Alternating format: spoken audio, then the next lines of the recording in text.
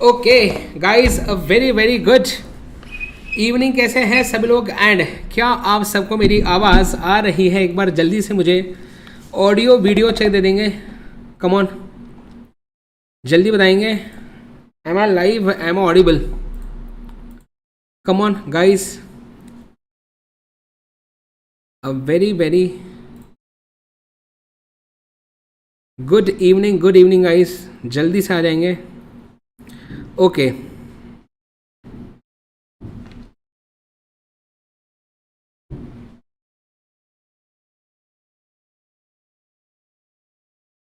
Yes yes yes, are you guys ready? क्या हम start करें?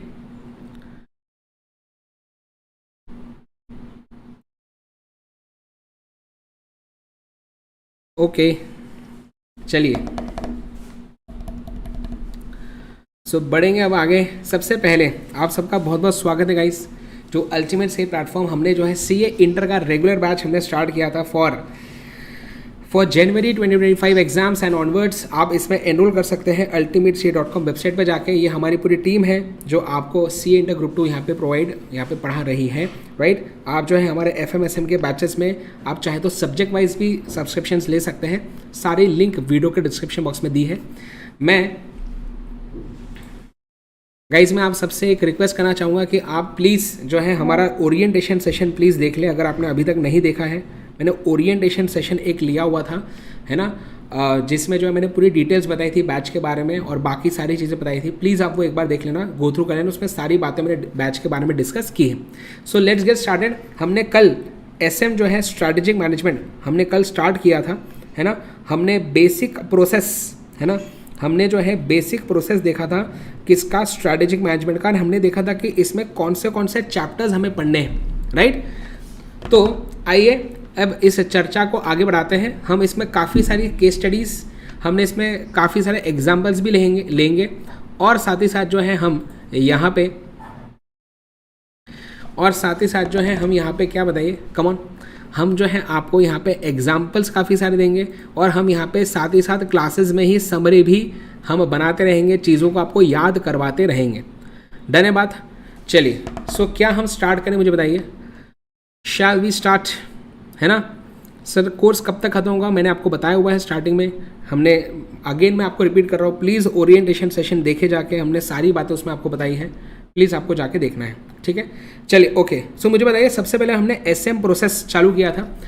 SM का प्रोसेस स्ट्रैटेजिक मैनेजमेंट प्रोसेस बोलते हैं। SM किसी भी बिजनेस में SM लगाना क्या करना पड़ेगा? सबसे पहले आपको बिजनेस में क्या बताओ, आपको सबसे पहले इंटेंट, आपका पर्पस डिफाइन करना पड़ेगा कि आपने बिजनेस को स्टार्ट क्यों किया है। दैट इज योर इंटेंट और purpose of doing the business. फिर आपको इसके हिसाब से आपका विजन सेट करना पड़ेगा कि आप बिजनेस को कहाँ पे लेके जाना चाहते हैं। What are the aspirations of the management, हम क्या चाहते हैं, हमारा ऑर्गेनाइजेशन को कहाँ तक लेके जाना चाहते हैं, राइट। देन आता है हमारा मिशन। मिशन में हम एक्सप्लेन करते हैं कि who we are and what we do, हम किस प्रकार के बिजनेस में हम क्या चीज़ें करते हैं, वो हमारा मिशन स्टेटमेंट एक्सप्लेन करता है। देन हम गोल्स बनाते हैं जो कि जनरल स्टेटमेंट्स होते हैं, जो चीज़ें हम अचीव करना चाहते हैं, पर ये जनरल स्टेटमेंट्स होते हैं। इसको स्पेसिफिक वे में लिखता है, क्या बताओ, ऑब्जेक्टिव्स। तो गोल्स को स्पेसिफिक वे में लिखते हैं हम किस में, ऑब्जेक्टिव्स में। मैंने कल एग्जांपल दिया था। एंड देन ये ऑब्जेक्टिव्स के हिसाब से हम क्या बनाते हैं, स्ट्रैटेजी। लेकिन क्या तुरंत मैं स्ट्रैटेजी बना लूँगा? ये सब करने के बाद क्या हमें स्ट्रैटेजी बना लेनी चाहिए? वो आंसर है नहीं।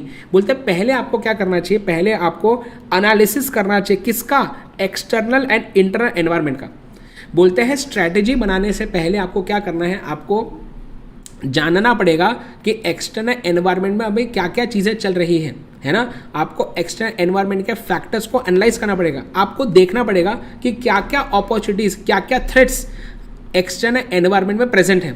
एंड साथ ही साथ प्लीज़ ध्यान देंगे, एंड साथ ही साथ गाइस प्लीज़, एंड साथ ही साथ जो है आपको इंटरनल एनवायरनमेंट, आपको अपने खुद के कॉम्पिटेंसीज, आपको अपने खुद के एबिलिटीज़ को भी देखना पड़ेगा, जिससे क्या निकल के आती बेटा, आपकी स्ट्रेंथ एंड वीकनेसेस। तो बोलते हैं आपको स्ट्रैटेजी बनाने के पहले एक्सटर्नल एनवायरनमेंट का एनालिसिस करो, जिससे अपॉर्चुनिटीज एंड थ्रेट्स के बारे में पता चलेगा। स्ट्रैटेजी बनाने के पहले आप इंटरनल एनवायरनमेंट का एनालिसिस करो, जिससे आपको अपने स्ट्रेंथ वीकनेसेस के बारे में पता चलेगा। एंड देन इसको मद्देनजर रख के आपको स्ट्रैटेजी बनानी चाहिए, है ना। तो चैप्टर नंबर 4 में हम पढ़ते हैं स्ट्रैटेजिक चॉइसेस के बारे में। फिर जब आप स्ट्रैटेजी बना लेते हैं, है ना। अच्छा, इसमें भी 3 प्रकार की मैंने बताई थी, एक था कॉर्पोरेट लेवल स्ट्रैटेजी, एक था बिजनेस लेवल स्ट्रैटेजी, एक था फंक्शनल लेवल स्ट्रैटेजी। बेटा मजे की बात है, चैप्टर 4 में हम ज़्यादातर इसके बारे में ही बात करते हैं वैसे, ठीक है। तो कॉर्पोरेट लेवल स्ट्रैटेजी ये टॉप लेवल के लोग बनाते हैं हमारे ऑर्गेनाइजेशन में, और ये क्या बताते हैं कि हमें कौन से बिजनेस में पैसा लगाना है, किस में नहीं, ये बताता है किसमें, कॉर्पोरेट लेवल स्ट्रैटेजी में हम बताते हैं। फिर आता है business level strategy. Business level strategy बताते हैं कि हम कैसे बिजनेस को रन करें, है ना। जो बिजनेसेस इन्होंने सेलेक्ट किए हैं, जिन बिजनेसेस में टॉप लेवल लोगों ने बोला कि इसमें पैसा लगाना है, तो पैसा लगाने के बाद अब उस बिजनेस को रन कैसे करना है बेस्ट वे में, वो बिजनेस लेवल स्ट्रैटेजी में पता चलता है। यस, या इसमें हम उसके बारे में सोचते हैं। And finally functional level strategy में क्या होता है, जो लोअर लेवल के जो लोग होते हैं, है ना, जो एग्जीक्यूट करते हैं इनके स्ट्रैटेजीज को, वो आते हैं आपके फंक्शनल लेवल में, और ये लोग अपने फंक्शनल डिपार्टमेंट्स को कैसे चलाना है बेस्ट वे में उसकी बातें करते हैं।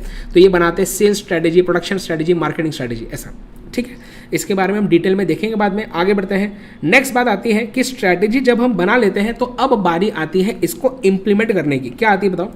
स्ट्रैटेजी, प्लीज ध्यान देंगे, बोलते बेटा जब हम, प्लीज ध्यान देंगे, है ना, जब हम जो है बेटा हम स्ट्रैटेजी को क्या करते हैं, हम जब स्ट्रैटेजी को क्या कर लेते हैं, बना लेते हैं, तो अब उसको इंप्लीमेंट, उसको लागू करना है, और इंप्लीमेंट करने के बाद हमें इवैल्यूएट करना पड़ता है। हमें इंप्लीमेंट करने के बाद क्या करना है, हमें इवैल्यूएट करना है, हमें चेक करना है, एनालाइज करना है कि हमने जैसा सोचा था क्या वैसे रिजल्ट्स हमें मिल पा रहे हैं या नहीं हमारे बिजनेस से। इसको बोलते हैं इवैल्यूएशन करना। और अगर समझो ऐसा हुआ कि हमने जैसा सोचा था वैसे रिजल्ट्स नहीं मिल रहे, तो स्ट्रैटेजी में चेंजेस करने पड़ेंगे और फिर से उसको इंप्लीमेंट करना पड़ेगा, फिर इवैल्यूएशन करना पड़ेगा। सो ये पूरा का पूरा क्या बन जाता है बेटा आपका, ये पूरा का पूरा आपका स्ट्रैटेजिक मैनेजमेंट का प्रोसेस बन जाता है। और यही 5 चैप्टर्स हमारे कोर्स में दिए हुए हैं। क्या बात समझ में आ रही मैं क्या बोल रहा हूँ? Come on. यस, मैं फिर से रिपीट कर रहा हूँ, मैंने ये चीज़ आपको बार बार बोली कि प्लीज़ बेटा मेरी रिक्वेस्ट है आप ओरिएंटेशन सेशन जाके देखें, है ना। यही प्रॉब्लम होता है कि जब बच्चे स्टार्टिंग की चीज़ें देखते नहीं है ना ही लेक्चर 1 आपने देखा ढंग से, ये प्रॉब्लम होता है। अब बच्चा बार बार यही पूछ रहा है, सर ये जो आप हमें ये हैंड रिटन नोट्स जो देंगे, क्या सर हमको इसको प्रिंट करना है, क्या सर हमको इसका क्या करना है? बस यही बातें बार बार अपन यही बातें करते रहेंगे बेटा, तो अपन पढ़ाई कब करेंगे? आपको समझ में आ रही है? तो हम पढ़ाई कब करेंगे फिर, अगर हमको यही बातें करनी है। मैं इसलिए ओरिएंटेशन सेशन अलग से लेता हूँ, क्योंकि मैं चाहता हूँ कि हम जब पढ़ाई का सेशन चालू करें तो इसमें इसकी ही बातें होनी चाहिए।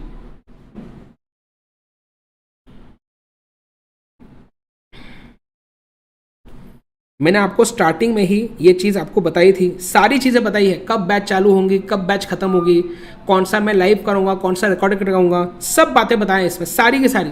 कौन से बुक्स मिलने वाली है आपको, SMS समरी जो है ये आपको प्रिंटेबल PDF में मिलेगी, या आपको खुद से प्रिंट कराना है, सब बातें बताया हुआ है ना। प्लीज़ मेरी आपसे रिक्वेस्ट है बेटा, मैं विनती कर रहा हूँ आपको, रिक्वेस्ट कर रहा हूँ, प्लीज़ ओरिएंटेशन सेशन देखें, है ना, और उसके बाद आप क्लासेस देखें। मुझे कोई प्रॉब्लम नहीं है, प्लीज़ बात को समझिए। हम यहाँ पे मेन जब पढ़ाई की बातें चल रही है तब ये सब बातें नहीं कर सकते हैं। बहुत से बच्चे जिन्होंने ये चीज़ें देख ली अभी, अब वो आगे पढ़ना चाहते हैं। प्लीज़ मेरी रिक्वेस्ट है आपसे, ठीक है। चले आएंगे वापस, इधर आइए, ठीक है, आइए। तो अब हमारी बात होगी, अब हमें क्या करना है, हमने कल जो है ना बहुत सारे, हमने कल जो है ना, हमने जो है बेटा प्लीज़ ध्यान देंगे, बोलते हैं हमने जो है ना बेटा बहुत सारे जो है कल एग्जाम्पल्स भी देखे थे, है ना, कि कैसे SM को यूज़ करके हम अपने बिजनेस को बड़ा बना सकते हैं, है ना। अब प्लीज़ ध्यान देंगे, प्लीज़।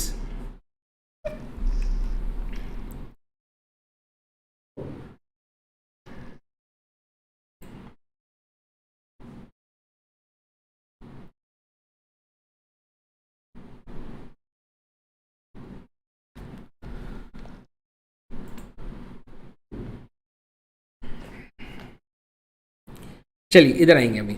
तो मैं अभी क्या बोल रहा था, देखिए, ठीक है। अब बात आती है कि सर ये जो हमारा स्ट्रैटेजी, ये जो वर्ड है स्ट्रैटेजी, ये स्ट्रैटेजी वर्ड सर आया कहाँ से है ना। जैसे हम जो हमने बचपन में पढ़ा था इकोनॉमिक्स, मुझे बताइए इकोनॉमिक्स वर्ड जो है, ठीक है ना, इकोनॉमिक्स वर्ड जो है बेटा ये कहाँ से आया, मुझे बताओ, कम ऑन। इकोनॉमिक्स वर्ड जो है ये बेटा कहाँ से आया, मुझे बताइए। बोलते इकोनॉमिक्स वर्ड ग्रीक लैंग्वेज के शब्द से आए हैं, ओइकोनोमिया। किससे आए हैं? ओइकोनोमिया। ओइकोनोमिया से इकोनॉमिक शब्द है, करेक्ट। वैसे ही मुझे बताइए, कम ऑन, है ना, वैसे ही मुझे बताइए कि यहाँ पे जो है बेटा स्ट्रैटेजी वर्ड जो है ये कहाँ से आया है। तो इसके अगर हम ओरिजिन में जाए, बोलते हैं स्ट्रैटेजी वर्ड जो है ना बेटा ये एक ग्रीक भाषा है ना, एक ग्रीक लैंग्वेज के वर्ड से आया है स्ट्रैटेजोस। तो स्ट्रैटेजोस से वर्ड आता है स्ट्रैटेजी। बोलते हैं स्ट्रैटेजोस का मतलब क्या होता है, स्ट्रैटेजो का मतलब होता है अ जनरल इन कमांड, है ना, या the art of an general. ये बहुत इंपॉर्टेंट है, क्या बोला उसने, the art of a general. वो बोलता है the art of a general, ठीक है ना बेटा। इस पे कोई एमसीक्यू नहीं आता है क्योंकि ये मैंने खुद से ऐड किया है यहाँ पे, ये इंस्टीट्यूट ने डलवाया नहीं बुक में। थोड़ा सा कुछ चीज़ें मैं आपको बताते रहूँगा ऐसे, और पहले ही बता दूंगा इस पर कोई एमसीक्यू नहीं, ठीक है, बस सुनिए पर बात पहले, ठीक है। तो स्ट्रैटेजी का मतलब क्या है, the art of a general, इसका मतलब क्या है। बोलते हैं आपने क्या बाहुबली मूवी देखी, बाहुबली है, बाहुबली मूवी देखी, उसमें भल्लाल देव कौन होता है, राजा। भल्लाल देव को राजा बनाते हैं फर्स्ट पार्ट में, भल्लाल देव को राजा बनाते हैं, और बाहुबली को उसके सेना का पति बनाते हैं, सेनापति, है ना। तो सेनापति को बोलते हैं कमांडर इन जनरल, जो आर्मी को लीड करता है, समझ में आ रहा है। आर्मी का लीडर कभी राजा नहीं होता, आर्मी का लीडर कौन होता है, उसका सेनापति, समझ में आ रहा है। तो यहाँ पे कमांडर इन जनरल जो बोल रहे हैं वो कौन है, जो सेनापति होता है। ये क्या करता है बेटा, बोलते हैं स्ट्रैटेजी का मतलब इस व्यक्ति को स्ट्रैटेजी नहीं बोल रहे हैं, बोलते हैं the art of a general. जो ये कमांडर इन जनरल होता है ना, इसका जो स्किल है, इसका जो आर्ट है, ये क्या करता है, ये प्लान बनाता है कि हम जो है सामने वाले पार्टी को कैसे हराएंगे, हम सामने वाले आर्मी को कैसे हराएंगे, हम सामने जो दूसरे जो लोग हैं उनको किस तरह से हम हराएंगे वॉर में, उसका प्लान बनाता है कौन, ये व्यक्ति। और उस प्लान को स्ट्रैटेजी बोलते हैं कि इन मिलिट्री ऑल्सो, मिलिट्री में भी हम स्ट्रैटेजी बनाते हैं, है ना। जैसे कि दो कंट्री के बीच में जब वॉर होगा, समझो ए एंड बी के बीच में जब वॉर होगा, तो कंट्री ए क्या करेगी, ये प्लान बनाएगी कि कैसे हम कंट्री बी को हरा सकते हैं। सिमिलरली कंट्री बी भी प्लान बनाएगी कि कैसे कंट्री ए को हम हरा सकते हैं वॉर में, करेक्ट। बोलते हैं जैसे मिलिट्री में भी, प्लीज ध्यान दीजिए,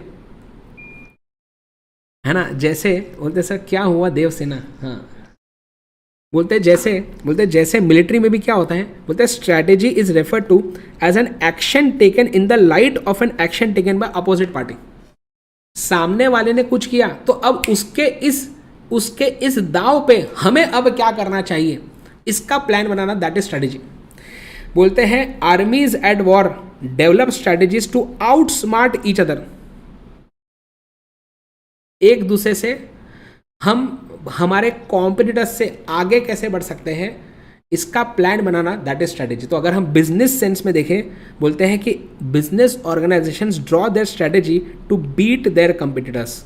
तो इन शॉर्ट मुझे बताइए कि अगर हम बिजनेस के नज़रिए से देखें, क्या बोला, अगर हम बिजनेस के नज़रिए से देखें तो strategy is defined as a long range, क्या लिखा है, long range blueprint. Long range मतलब बोलते हैं स्ट्रैटेजी हमेशा लॉन्ग टर्म के लिए बनाते हैं, बोलते हैं strategy is a long range blueprint, it is a long range blueprint. बेटा ब्लूप्रिंट क्या होता है, ब्लूप्रिंट कोई बता सकता है मुझे, ब्लूप्रिंट क्या होता है, आपका बेसिक डिज़ाइन, किसी चीज़ का बेसिक डिज़ाइन। जैसे अभी ना बेटा इंद्रेश सर ने बहुत ही बड़ा घर बनाया अपना, ठीक है ना। तो जब वो घर बनाना उन्होंने स्टार्ट किया था ना, तो तब उन्होंने क्या किया, तब उन्होंने आर्किटेक्ट को बोला कि यार मेरे को ना तू पहले कुछ डिज़ाइन बना के दे कि ये जो घर तू बनाने वाला है वो किस तरह का होगा, उसका पहले तू क्या कर, उसका तू कमन ध्यान दीजिए, हाँ उसका तो डिज़ाइन, उसका स्ट्रक्चर, बिल्कुल सही, उसका डिज़ाइन, उसका स्ट्रक्चर बना के दें। हाँ लिफ्ट वाला घर, बिल्कुल सही। ये मैं समझ में आ गया मुझे कि किसने आपको बताया। भाई साहब एकदम खतरनाक घर बनाया उन्होंने, एकदम खतरनाक। हाँ उनका बेटा क्लास लेने के लिए अलग रूम है ना, आराम करने के लिए अलग रूम है ना, मतलब रूम ही रूम है उनके घर में, और लिफ्ट, घर में लिफ्ट है भाई। तू आप ये सोच के देखो, हाँ लोगों के बेटा फ्लैट में लिफ्ट नहीं होता, समझ में आ रहा है आपको? लोगों के फ्लैट में लिफ्ट नहीं होता बेटा इनके घर में लिफ्ट है। आप समझ रहे बात मैं क्या बोल रहा हूँ, है ना? ऐसा काम है। चलो छोड़िए, वापस आएंगे। तो उन्होंने क्या बोला, प्लीज़ सुनिए ना, उन्होंने क्या बोला आर्किटेक्ट को कि यार तू ना कुछ बेसिक डिज़ाइन बना के दे मुझे कि किस तरह से कैसे तू घर बनाएगा वो समझ में आना चाहिए। तो ब्लूप्रिंट से समझ में आता है कि कैसे हम घर बनाएंगे, वैसे ही स्ट्रैटेजी से समझ में आता है कि बिजनेस को अब बड़ा कैसे करना है। तो इसलिए what is strategy? It is a long range blueprint of what?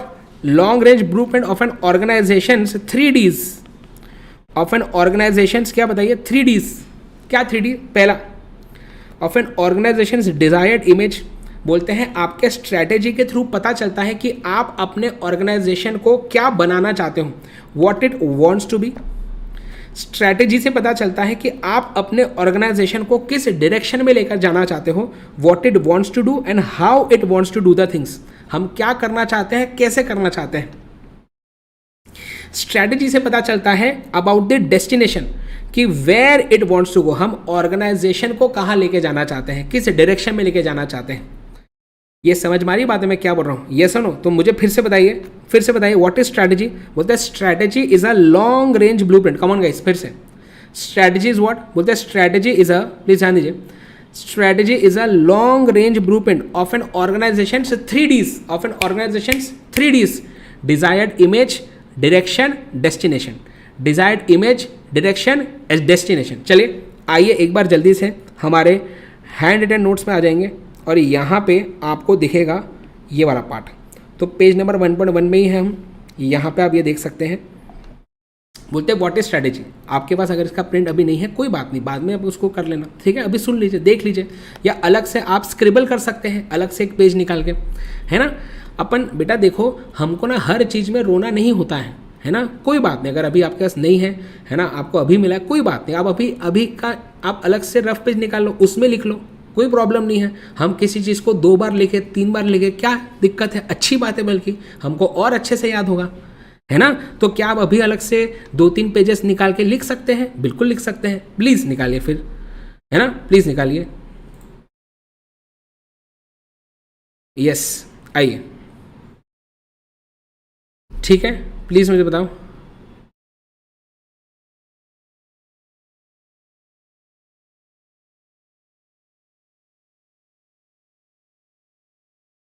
Done है? ओके, चलिए, वेरी गुड है, रेडी है आप लोग? चलिए लिखे मेरे साथ एक बार, लिखे। तो स्ट्रैटेजी क्या है मुझे बताओ? It is a long range, है ना? वैसे स्ट्रैटेजी में 4 चीज़ मैं पढ़ाने वाला हूँ आपको, ठीक है ना? तो ये दूसरी चीज़ है जो भी बता रहा हूँ, ठीक है? फिर से मुझे बताओ व्हाट इज स्ट्रैटेजी। बोलते हैं strategy is a long range, come on, strategy is a long range blueprint, come on, strategy is a long range blueprint. बोलते हैं स्ट्रैटेजी हम लॉन्ग टर्म के लिए बनाते हैं, long range blueprint of the organisation 3Ds। बोलते हैं desired image,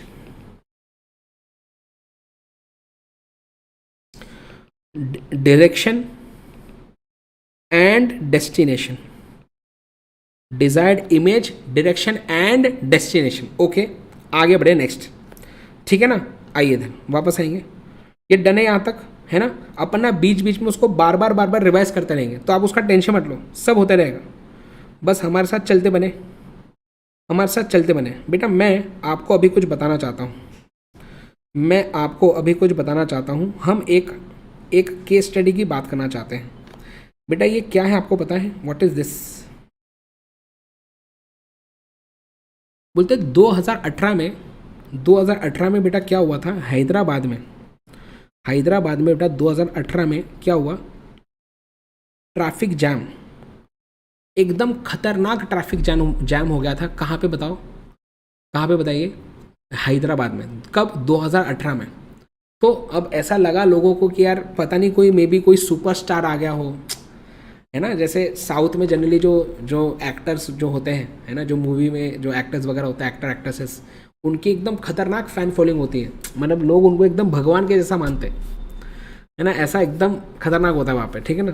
तो अब ऐसा लगा लोगों को कि क्या बताइए, हाँ, लोगों को ऐसा लगा कि यार मे बी कोई आया होगा तो उसके वजह से इतनी भीड़ होगी, जबकि बेटा आंसर था कि ऐसा कुछ भी नहीं था। एक कंपनी है जो इंडिया की नहीं है, उस कंपनी ने अपना पहला स्टोर चालू किया था हैदराबाद में। तो जिस दिन उनका पहला दिन था ना, ऑपरेशन का पहला दिन, उस दिन ये भीड़ थी दुकान के बाहर, पूरा रोड जाम बेटा। ये सिर्फ, और आप देखो बेटा, बहुत दूर से लिया हुआ फोटो है ये, आपको समझ में आ रहा है? ये बहुत दूर से लिया हुआ फोटो है। मतलब आप पागलपन देखो कि लोग टूट पड़ रहे, लोग टूट पड़ रहे कि बस भाई यहाँ से तो हमको लेना ही है, अभी कुछ ना कुछ तो माल लेना ही ऐसा। तो ये स्टोर था बेटा, ये स्टोर था किसका पता है? ये स्टोर था आइकिया का। आइकिया कंपनी का स्टोर था। What is IKEA? किसको पता है यहाँ पे आइकिया क्या है? क्या किसी को पता है बेटा आइकिया क्या है? आइकिया है ना सर हमें पता होता तो है। आइकिया क्या, मुझे बताओ। आइकिया जो है बेटा, ये फर्नीचर की एक स्टोर है। यहाँ पे आपको होम फर्नीचर, घर के लिए अगर आपको फर्नीचर वगैरह लेना है तो यहाँ पे मिलता है। आप सोचो कि फर्नीचर के स्टोर के बाहर इतनी ऐसा ट्रैफिक जाम, ऐसा पागलपन। So I am talking about IKEA home furnishing. बोलते हैं आइकिया जो है, ध्यान देना, बोलते हैं IKEA has carved out a name for itself as a company that provides unique and high quality furniture at a great price. तो काफ़ी कॉम्पिटिटिव दामों में, है ना, बहुत ही सस्ता ऐसा तो नहीं बोलेंगे, लेकिन तो भी काफ़ी अच्छे, मतलब काफ़ी कम दामों में आपको यहाँ पे अच्छा फर्नीचर मिलता है, राइट। और ये दुनिया की लार्जेस्ट फर्नीचर कंपनी है। क्या है क्या? बोलते हैं 2023 में आइकिया का ब्रांड वैल्यू $15.9 बिलियन का था। दुनिया में 465 स्टोर्स, कितना? 465 स्टोर दुनिया भर में, कितने कंट्री में? 59 कंट्रीज में। 2023 का turnover 29.06 billion Euros, 2,31,000 employees total में, एंड 860 मिलियन कस्टमर्स 2023 में बेटा आइकिया में विजिट किए।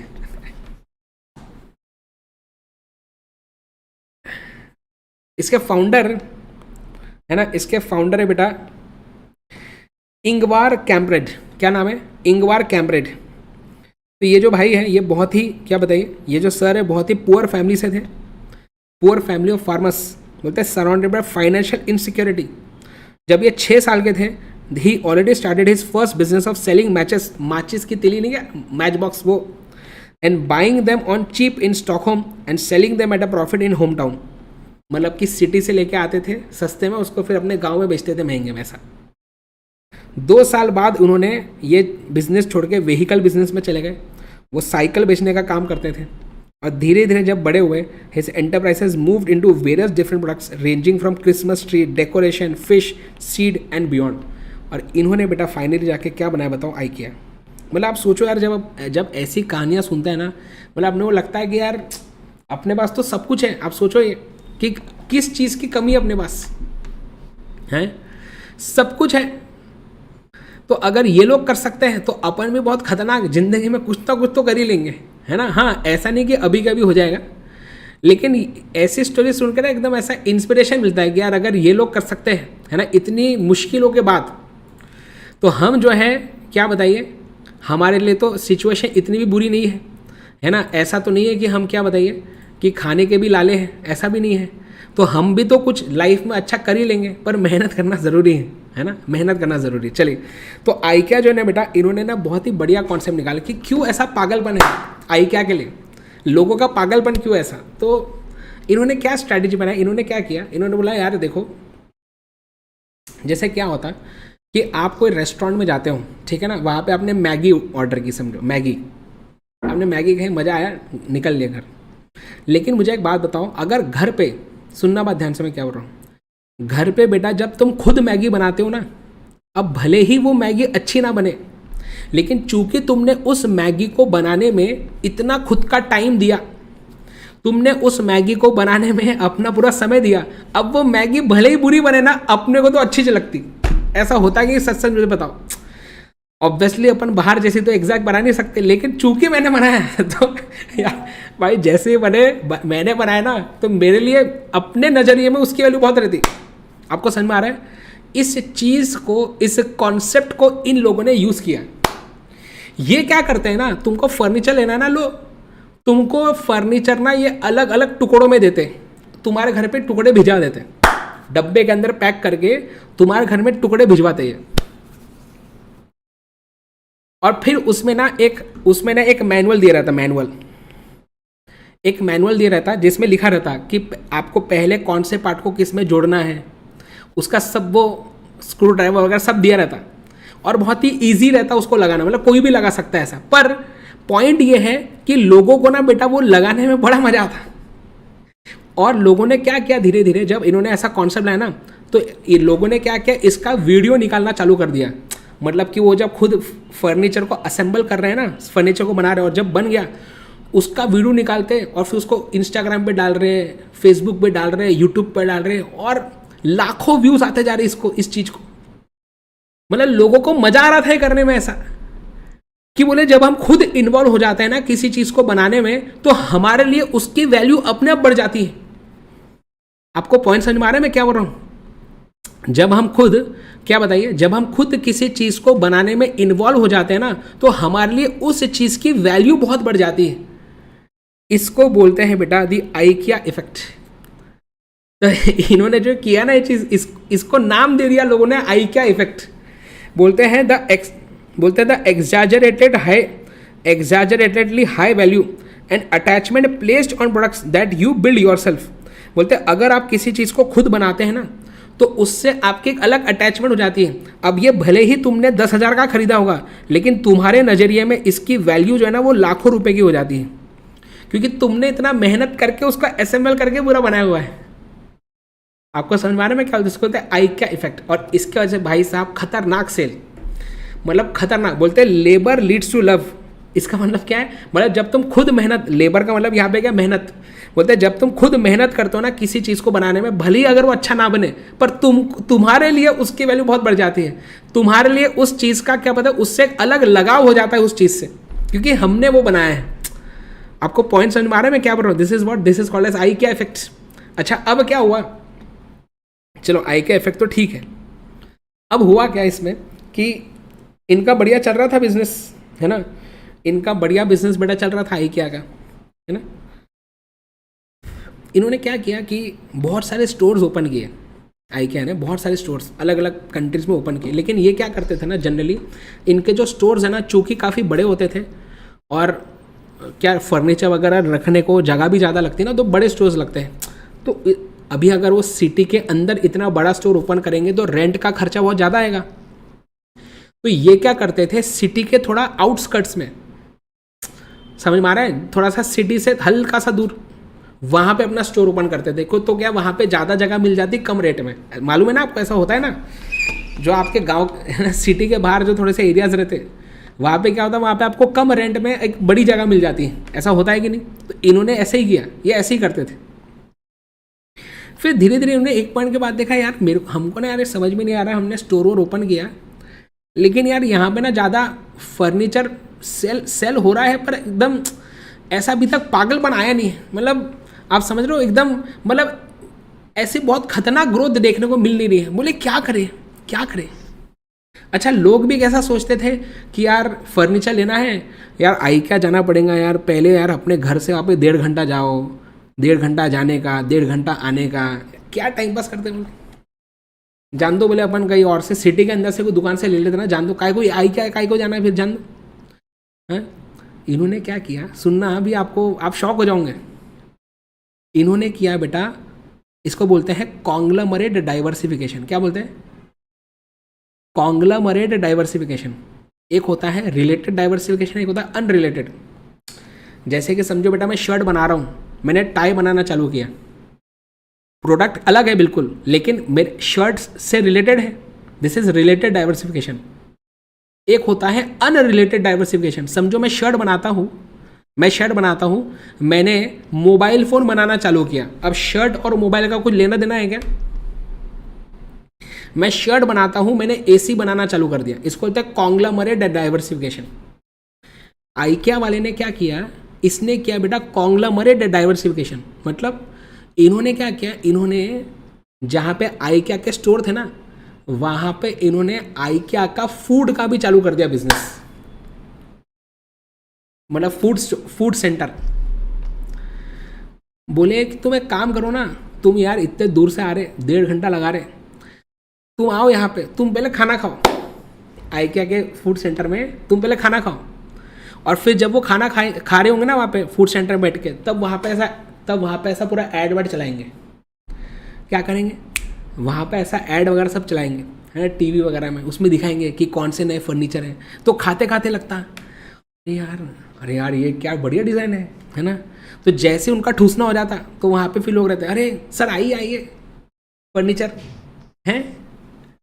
बेटा पता चला कि ये करने से इनका सेल बहुत इंक्रीज हो गया फर्नीचर का, मतलब फूड बिजनेस चालू करने से इनका फर्नीचर का बिजनेस बहुत ग्रो हो गया।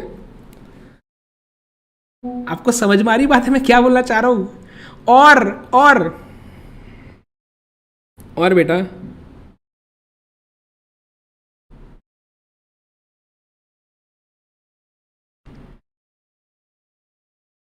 ये अभी वर्ल्ड का, आप सोचो बेटा, a furniture company is today world's 6th largest food chain. हम थे कुछ और ही,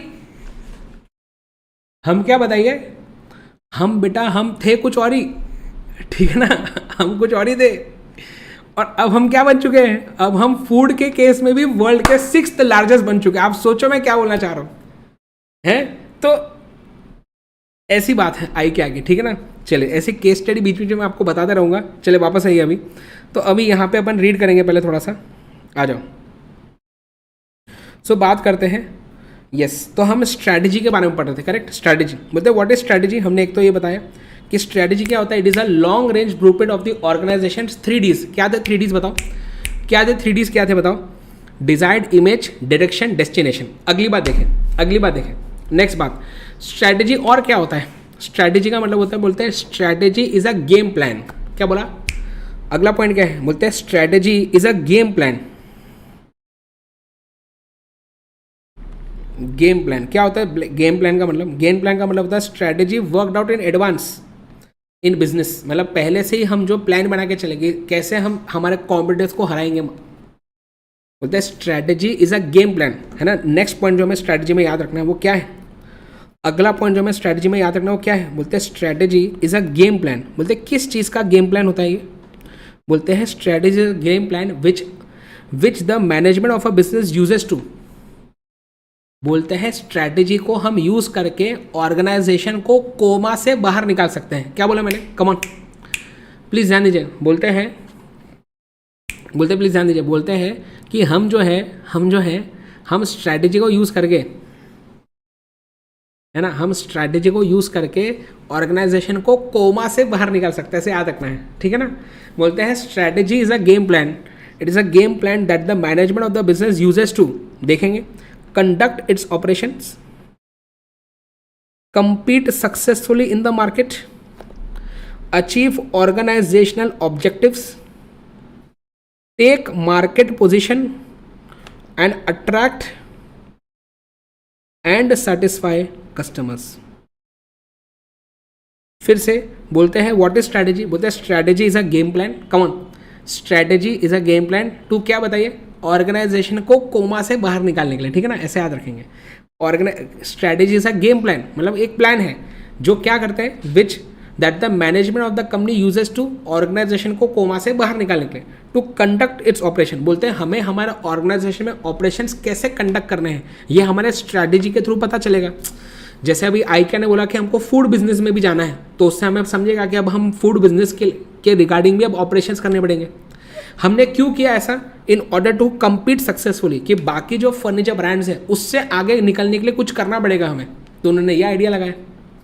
सो it is a game plan to conduct operations, compete successfully. अगला, टू अचीव ऑर्गेनाइजेशनल ऑब्जेक्टिव, मतलब क्या है, अचीव ऑर्गेनाइजेशन ऑब्जेक्टिव। मैंने याद करो, मैंने आपको स्टार्टिंग में पढ़ाया था कि सबसे पहले क्या आता है आपका विजन, फिर मिशन, फिर गोल्स, फिर ऑब्जेक्टिव, और ऑब्जेक्टिव्स को पूरा करने के लिए स्ट्रैटेजी बनती है।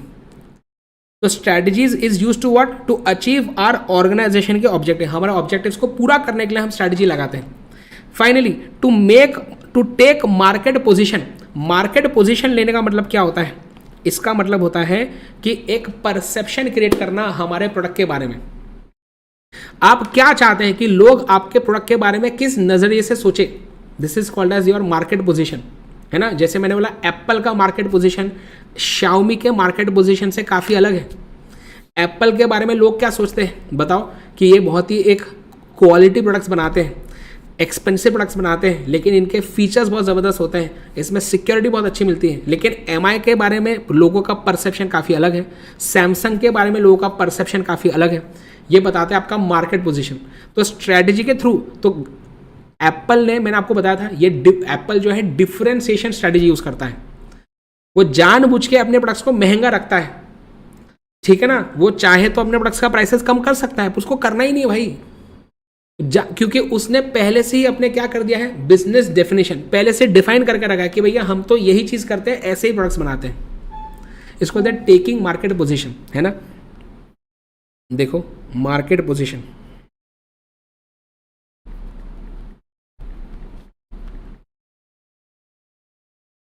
The ability to influence consumers perception regarding the brand or a product relative to our competitors, कि कंपटीटर्स के मुकाबले हमारे ब्रांड के बारे में लोग हमारे बारे में मतलब क्या सोचते हैं, उसको बोलते हैं मार्केट पोजीशन लेना। ये समझ में आ रहा है? हाँ, अपना इमेज बनाना, करेक्ट, बिल्कुल सही। बोलते the objective of market positioning is what, it is to establish the image और identity of a brand so that consumers perceive it in a certain way. समझ में आ रहा है ना? Okay, next. अब मुझे बताइए, अब बेटा एप्पल ने अपना मार्केट पोजीशन ही ऐसा कर लिया है, अब अगर वो सस्ता प्रोडक्ट अगर कोई सस्ता प्रोडक्ट लॉन्च करेगा ना, तो क्या होता है, सस्ता प्रोडक्ट लॉन्च करेगा ना अगर, तो लोग शॉक हो जाएंगे कि यार ऐसा कैसे हो गया, है ना। मतलब अब वो महंगे प्रोडक्ट ही निकालेगा। उसने एप्पल विजन प्रो निकाला ना, तो कोई शॉक नहीं हुआ, बोले 4.5 लाख रुपए का एप्पल विजन प्रो, बोले बराबर है, एप्पल का मार्केट पोजीशन ही वैसा है ना। लेकिन कल जाके बेटा शाओमी, एमआई, वो अगर निकालेगा 1 लाख का मोबाइल, तो कोई लेगा क्या? कोई देखेगा भी नहीं उसके तरफ। आपको बात समझ मारी मैं क्या बोल रहा हूँ, बताइए। चलिए आगे नेक्स्ट। तो to take market position and finally what, and to attract and satisfy customer. मुझे बताओ आईकिया ने क्या किया, क्यों बनाया ऐसी स्ट्रैटेजी, क्यों उसने फूड बिजनेस में गया? In order to attract and satisfy customers, कि भैया हमारे पास और कस्टमर्स हैं इसकी वजह से, इसलिए। तो मुझे बताइए what is strategy? It is a game plan that management of the business uses to what, conduct its operations, compete successfully. तो 2 C हो गए, है ना। देखो क्या है, ट्रिक क्या है, C² OMA कोमा, तो 2 C है। पहला C क्या था, टू कंडक्ट इट्स ऑपरेशंस, कि हमें ऑपरेशंस कैसे कंडक्ट करने हैं, to compete successfully in the market, to achieve organisation objective, to take market position and to attract and satisfy customers. क्या याद होते जा रहा है? क्या धीरे धीरे, क्या धीरे धीरे याद होते जा रहा है? लाइक ठोक देंगे वीडियो को अगर समझ में आ रहा है तो, ठीक है। आगे नेक्स्ट। फिर it is a long range blueprint of the 3Ds, ये तो हो गया है। नेक्स्ट बोलते हैं it is a consciously considered. बेटा मुझे एक बात बताइए, बोलते हैं स्ट्रैटेजी जो है ना बेटा, स्ट्रैटेजी ये एक सोची समझी साजिश होती है। मतलब कि स्ट्रैटेजी क्या हम ऐसी बनाते हैं अंधाधुंध, बोले जो मन में आया करो, बोले नहीं, ये काफ़ी सोच समझ के, काफ़ी एनालिसिस करने के बाद इसको बनाया जाता है। तो बोलते हैं it is a consciously considered, समझ में आ रहा है? बोलते हैं it is a consciously considered what, it is a consciously considered and flexibly designed. Sir flexibly design का मतलब क्या है? मुझे बताइए कि क्या बेटा स्ट्रैटेजी रिजिड होनी चाहिए क्या? क्या स्ट्रैटेजी रिजिड होनी चाहिए? रिजिड का मतलब क्या है? मतलब कि एनवायरमेंट में चाहे कुछ भी हो, हम तो जैसे हैं वैसे ही रहेंगे, हम तो भाई जैसे हैं वैसे रहे, ऐसा कोई तो भी गाना है ना।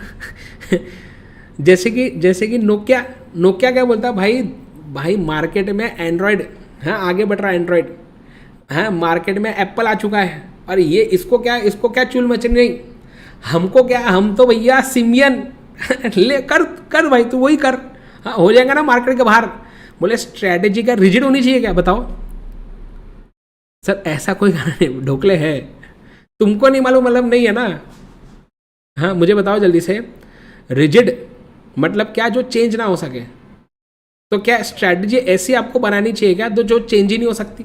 हाँ, जो हम उस पर ही हमेशा अड़े रहे, क्या ऐसा होना चाहिए, बोले नहीं, बोलते बदलते एनवायरनमेंट के साथ हमें हमारी स्ट्रैटेजी को भी क्या करना चाहिए, हमें हमारे स्ट्रैटेजी को भी अपडेट करना चाहिए। तो इसलिए it is a flexibly designed scheme of corporate intent and action, मतलब कि हमारी कंपनी क्या करना चाहती है हमारे स्ट्रैटेजी के थ्रू पता चलता है। फिर से बोलते हैं, it is a consciously considered and flexibly design scheme of corporate intent and action of what, to utilise MDH, बोले MDH बोलते हैं स्ट्रैटेजी इज अ कॉन्शियस, मतलब सोच समझ के बनाया गया प्लान होता है जो कि फ्लेक्सिबली डिजाइन होता है। फ्लेक्सिबली डिजाइन मतलब कि एनवायरनमेंट में कुछ चेंजेस आए तो हम स्ट्रैटेजी भी उसमें कुछ हम अपडेट कर पाने चाहिए। It is a consciously considered and flexibly design scheme of corporate intent action to utilise MDH बोलते हैं स्ट्रैटेजी के थ्रू हमें पता चलता है कि हमें हमारे ऑर्गेनाइजेशन के रिसोर्सेज को कैसे यूटिलाइज करना है। हमें टू डायरेक्ट, बोलते हैं to direct human effort and behaviour, बोलते हैं हमें हमारे ऑर्गेनाइजेशन के रिसोर्स जैसे कॉर्पोरेट लेवल स्ट्रैटेजी के थ्रू पता चलता है। जैसे आइकिया में जब हम फर्नीचर बिजनेस तो चालू था ही, हमने सोचा फूड बिजनेस भी चालू करना है। इसका मतलब क्या है, उन्होंने कॉर्पोरेट लेवल स्ट्रैटेजी को अपनाया। उन्होंने बताया कि हमें हमारे रिसोर्सेज को, जो पैसा है वो फर्नीचर के बिजनेस में तो लगाएंगे ही, हम फूड बिजनेस में भी लगाना चाहते हैं। तो हम क्या कर रहे हैं, हम स्ट्रैटेजी के थ्रू बता रहे हैं कि रिसोर्सेज को यूटिलाइज कैसे करना है। अच्छा, स्ट्रैटेजी के थ्रू पता चलेगा कि हमारे ऑर्गेनाइजेशन में लोगों को क्या करना है। सो स्ट्रैटेजी से पता चलता है, इट डायरेक्ट्स मतलब डायरेक्शन देता है किसको, हमारे ह्यूमन बींग्स को, मतलब हमारे एम्प्लॉयज को, कि हमें किस डायरेक्शन में एफर्ट करना है। समझ में आ रहा है। नेक्स्ट बोलते हैं to handle events and problems. To handle क्या बताइए, to handle events and problems. अब सुनना, आपको बहुत मजा आने वाला है। बोलते हैं कि बहुत बार ना ऑर्गेनाइजेशन में प्रॉब्लम्स भी होती हैं, तो उस प्रॉब्लम्स को हम कैसे डील करेंगे ये भी हमें स्ट्रैटेजी में सोचना पड़ता है ना। जैसे कि विक्स है ना, तो विक्स की गोली लो, खिच खिच दूर करो, प्लीज ध्यान दीजिए। बोलते हैं विक्स, प्लीज ध्यान दीजिए, है ना। बोलते हैं क्या बताए, विक्स ने बेटा क्या किया था, उन्होंने मतलब इंडिया की नहीं है, मतलब इंडिया में नहीं, एक गोली उन्होंने बनाई थी इंडिया के बाहर। एक उन्होंने गोली बनाई किसकी, सर्दी खांसी की गोली बनाई जिससे तुम्हारी सर्दी खांसी ठीक हो सके। वो चॉकलेट वाली नहीं, एक अलग से एक मेडिसिन उन्होंने बनाई, ठीक है। अब उन्होंने ना उसकी बहुत टेस्टिंग की, उसको लॉन्च भी किया, पर हुआ क्या ना कि लोगों की, मतलब पेशेंट की कंप्लेंट आ रही थी कि यार ये गोली खाने से सर्दी ठीक तो हो रही है, पर हमको नींद बहुत आ रही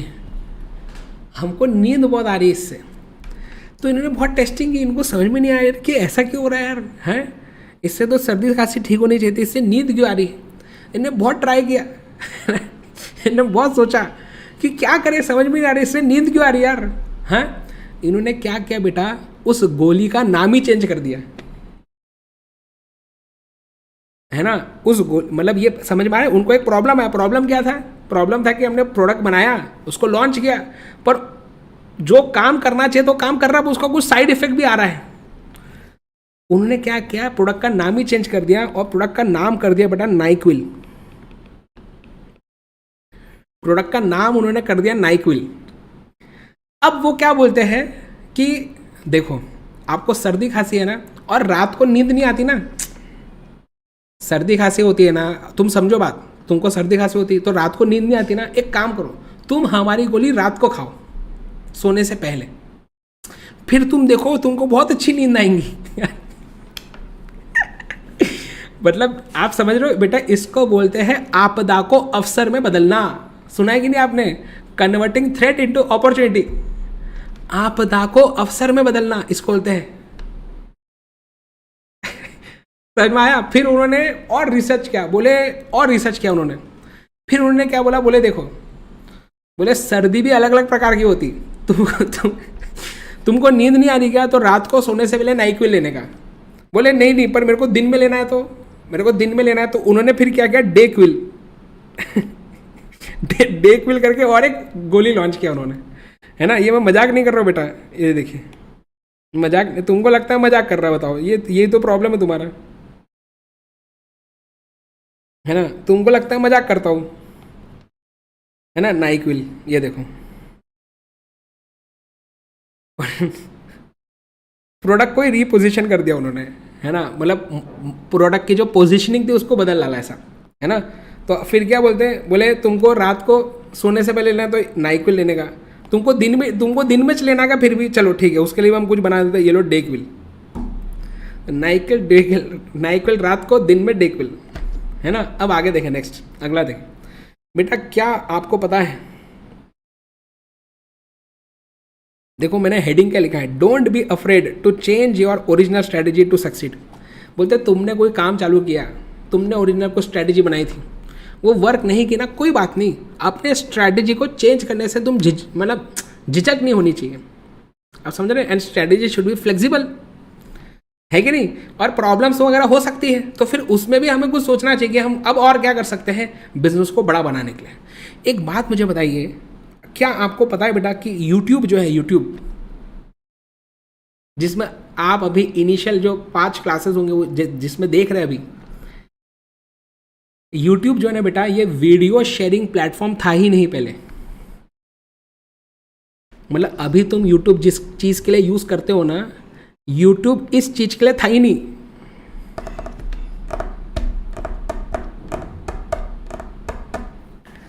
सर तो भाई क्या था यूट्यूब बेटा, आप विश्वास नहीं करने वाले हो, आपको विश्वास नहीं होगा अभी। यूट्यूब जो है ना बेटा, ये एक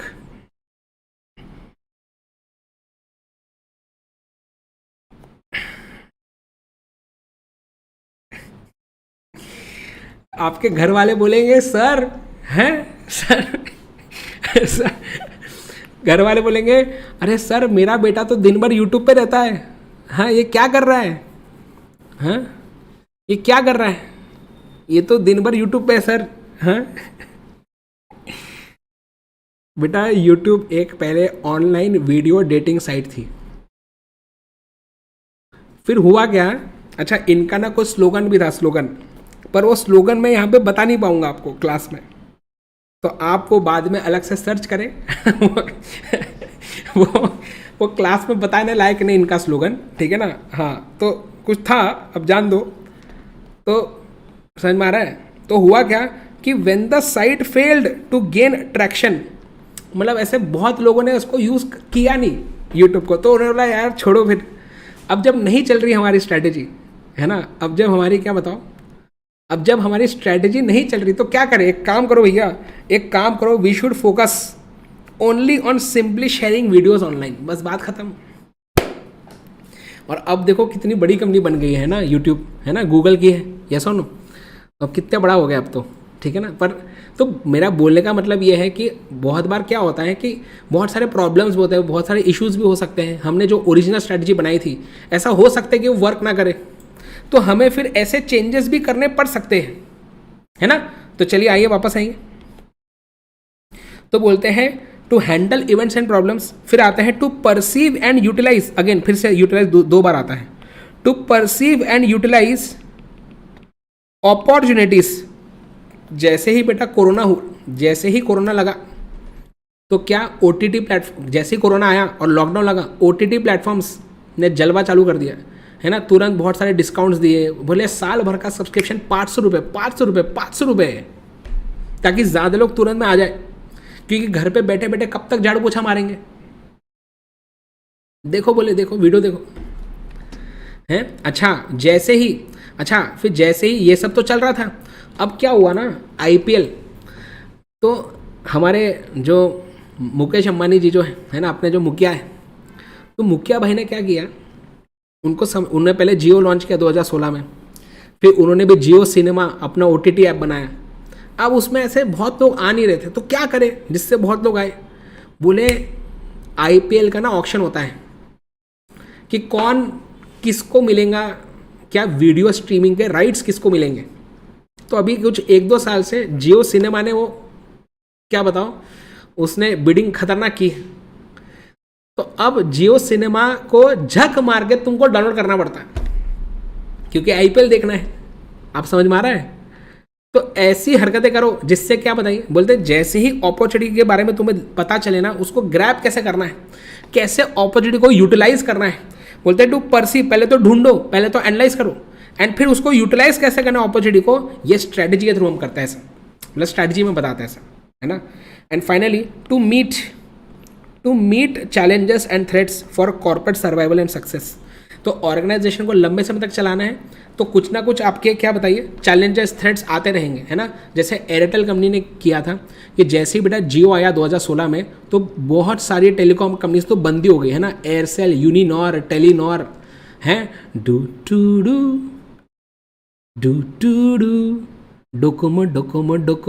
डोकोमो करके आता था, वो टाटा कंपनी का था बेटा। सोचो टाटा कंपनी की सिम कार्ड वो भी बंद हो गई जियो के आने से।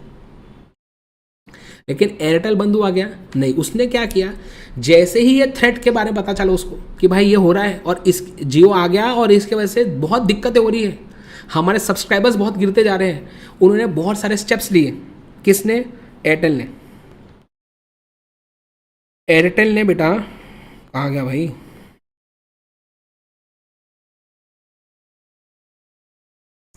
एयरटेल ने क्या किया, एयरटेल ने बहुत सारे स्टेप्स लिए। किस चीज़ के, है ना। बोलते हैं Airtel went on a shopping स्प्री। Airtel ने क्या किया, दनादन ऐसे जो छुटपुट प्लेयर्स थे ना, उसको खरीदना चालू कर दिया। वीडियोकॉन की कंपनी को खरीद लिया, टेलीनॉर को खरीद लिया, ताकि ये सारी कंपनीज को मुकेश अंबानी ना खरीद सके। फिर उन्होंने क्या किया, उन्होंने अपने they narrowed down their focus down to only high value customer. उन्होंने थोड़ा सा प्राइसिंग बढ़ा दिया एंड उन्होंने मिनिमम रिचार्ज लिमिट लगा दिया कि भाई तुमको मिनिमम रिचार्ज करना ना तो 50 रुपये का, 100 रुपये का, मिनिमम 100 का करना ही पड़ेगा, ऐसा एग्जाम्पल। तो ये मिनिमम रिचार्ज लिमिट की वजह से क्या हो गया, उनका जो रेवेन्यू है ना, भले नंबर ऑफ सब्सक्राइबर्स कम हो गए पर रेवेन्यू एक सस्टेनेबल वे से ग्रो करना चालू हो गया। बोलते हैं last and most importantly they started integrating the services to build an ecosystem. जैसे जियो ने किया, एक पूरा इकोसिस्टम बना रहा है जियो, है ना। एक तो जियो का सिम कार्ड, फिर जियो सावन, गाने सुनना है तो जियो सावन, वीडियो देखना है तो जियो सिनेमा, तुमको पेमेंट करना है तो जियो पे, तुमको शॉपिंग करना है तो आ जियो। अरे भाई साहब, पूरा अपना इकोसिस्टम बना रहे मुखिया। वैसे ही यहाँ पे इसने भी क्या किया, एयरटेल ने, इसने भी अपना इकोसिस्टम बनाने की कोशिश की। तो एयरटेल का वो आता है ना विंक म्यूजिक, वो शायद एयरटेल का है ना।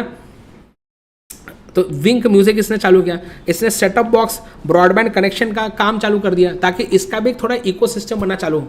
तो जैसे मेरे घर पे एयरटेल का ही ब्रॉडबैंड कनेक्शन यूज़ होता है, मेरे घर में जो है सेटअप बॉक्स किसका है, एयरटेल का ही है। तो मैं क्या बोल रहा हूँ कि हमें जो है ना, देखो हर एक बिजनेस के लिए कुछ ना कुछ इसकी खुद की इंटरनल स्ट्रेंथ होती है, कुछ कमियाँ होती है, वीकनेसेस। बाहर एक्सटर्नल एनवायरनमेंट में क्या बताइए, एक्सटर्नल एनवायरनमेंट में क्या होता है बताओ। हमारे एक्सटर्नल एनवायरनमेंट में जो है बहुत सारे, हमारे एक्सटर्नल एनवायरनमेंट में क्या होता है, यस बहुत सारे अपॉर्चुनिटीज एंड थ्रेट्स होते हैं, करेक्ट। तो हमें इसको एनालाइज करके क्या स्ट्रैटेजी बनानी होती है, राइट। ओके, तो अब मुझे यहाँ पे वापस आई, मुझे बताओ कि व्हाट इज स्ट्रैटेजी। बोलते हैं it is a consciously considered and flexibly design scheme of corporate intent and action to utilise MDH, है ना। बोलते हैं to utilise resources, to utilise perceive and utilise opportunities, to meet challenges and threats, to direct human efforts and behaviour and to handle events and problems. तो utilise MDH क्या समझ में आ रहा है। एंड फाइनली बोलते हैं what is strategy, it provides, देखिए it provides an integrated framework, integrated framework for the top management. Integrated मतलब क्या बताओ, मतलब कि सारे एक्टिविटीज से लिंक्ड होता है, सारे एक्टिविटीज को लिंक करके रखता है, क्या बताइए आपका स्ट्रैटेजी। बोलते हैं it provides an integrated framework, है ना, for the top management to make full use of resources, to make full use of resources and strengths. बोलते हैं हम हमारे ऑर्गेनाइजेशन के रिसोर्सेज को, हमारे खुद के स्ट्रेंथ्स को कैसे बेस्ट वे में यूज कर सकते हैं, स्ट्रैटेजी से हम स्ट्रैटेजी में बताएंगे। हम जो है हमारे वीकनेसेस पे कैसे काम करके उसके इफेक्ट को ऑफसेट कर सकते हैं, या हमारे वीकनेसेस पे काम करके कैसे उनको भी स्ट्रेंथ बना सकते हैं, ये स्ट्रैटेजी में बताएंगे। To search evaluate and exploit beneficial, हमारे एनवायरनमेंट में ऐसी कौन सी अपॉर्चुनिटीज है जो हमारे लिए काफ़ी बेनिफिशियल हो सकती है, स्ट्रैटेजी में बताएंगे। And to perceive and meet the potential threats, कि थ्रेट्स जब भी आते हैं, जब भी प्रॉब्लम्स आती है एनवायरनमेंट में, तो अपने को दूर नहीं भागना है, उसको कैसे रिजॉल्व करें जल्दी से, ये स्ट्रैटेजी हम बताएंगे। करेक्ट? तो मुझे बताइए जल्दी से व्हाट इज स्ट्रैटेजी। तो 4 बातें हमने करनी है, कम ऑन फास्ट। अगर स्ट्रैटेजी आपको पूछे, वैसे ऐसा सवाल अभी तक आया नहीं है, वैसे एक ही अटेम्प्ट हुआ वैसे तो, है ना, लेकिन याद रखें अगर आपको पूछे कि right a short note on strategy, तो क्या लिखोगे आप? कम ऑन, अगर आपको पूछे right a short note on strategy, तो क्या लिखोगे? 4 चीज़ों के बारे में लिखोगे। सबसे पहले स्ट्रैटेजी क्या होती है? एक स्ट्रैटेजी क्या होता है? It is a game plan that management uses business को कोमा से बाहर निकालने के लिए, है ना। तो कोमा बोलते हैं strategy is a long range blueprint, याद आ रहा है क्या? पहला क्या था? पहला था strategy is a game plan, organisation को कोमा से बाहर निकालने के लिए। नेक्स्ट फिर क्या बताओ? अगला क्या है? अगला क्या है मुझे बताइए? गेम प्लान टू ऑर्गेनाइजेशन को कोमा से बाहर निकालने। नेक्स्ट क्या था? नेक्स्ट था it is a long range blueprint, long range blueprint of the 3Ds। उसके बाद प्लीज ध्यान दीजिए बेटा, सितंबर के लिए हमारा अलग से फास्ट ट्रैक है मानसी, है ना, वो अलग से ले सकते हैं, उसका भी डेमो आपको हमारे यूट्यूब चैनल पे मिल जाएगा, ठीक है। ओके, नेक्स्ट देखें, ये डन है बात। अगली बात देखें, नेक्स्ट क्या है? बोलते हैं it is a consciously considered, याद आ रहा है, consciously considered and flexibly designed scheme of corporate intent and action to, क्या बताइए, टू यूटिलाइज MDH एंड आखिरी क्या था बताओ? आखिरी क्या था कि ये हमें स्वॉट करने में हेल्प करता है ना। It provides an integrated framework to top management, it provides an integrated framework to top management to do what guys? To do स्वॉट। क्या बात डन है? बोलते हैं सर कहीं पे तो भी मोबिलाइज बोला है। अच्छा बराबर, हाँ, यूटिलाइज या मोबिलाइज बोल सकते हैं। मोबिलाइज इसलिए है, मोबिलाइज मतलब लेके आने का रिसोर्सेस, मतलब जो हमारे रिसोर्सेस, क्या बताइए, जो हमारे लिए रिसोर्सेस इंपॉर्टेंट है उसको लेके आने का ऑर्गेनाइजेशन में, ऐसा है ना।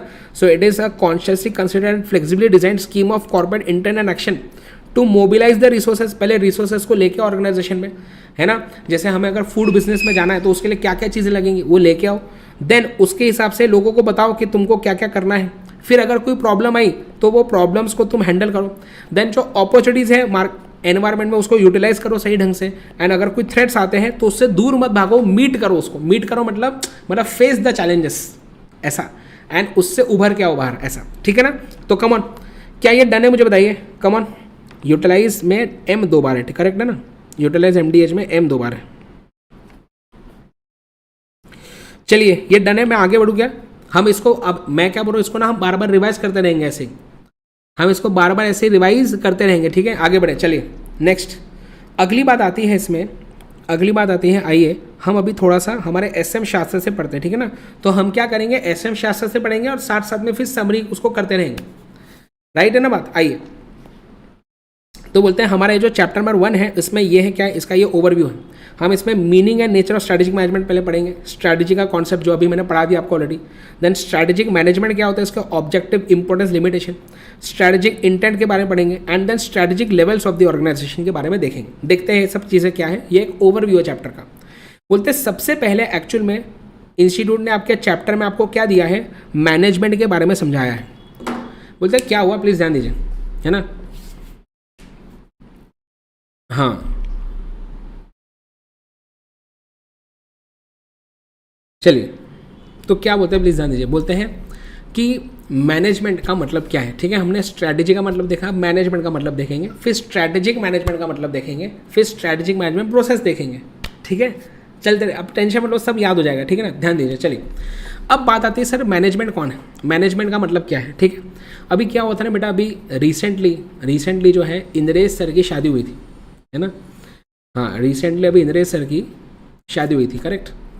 तो उनके शादी में उन्होंने बोला कि MB सर, आपको जो है ना, आपको पूरा का जो मतलब पूरा का पूरा जो डांस का जो है ना, वो आपको पूरा मैनेज करना है ना। जो भी डांस के परफॉर्मेंस होंगे ना उसको, है ना, ऑब्वियसली मतलब दोस्तों वाला, मतलब उनके घर वालों का नहीं, पर दोस्तों वाला जो भी डांस वांस होगा ना वो सब आपको मैनेज करना है ऐसा। तो मैंने बोला ओके, है ना, ओके। तो हमने काफ़ी उसमें उनके, हम मतलब उनकी जब शादी थी ना उसके 1 हफ्ते पहले से हम उनके घर पे जाते थे। और अभी तो मैंने आपको बताया ना, घर ही इतना बड़ा है बेटा, मतलब इतना बड़ा घर है कि आप सब लोग आके भी सब डांस प्रैक्टिस कर सकते, इतनी जगह है।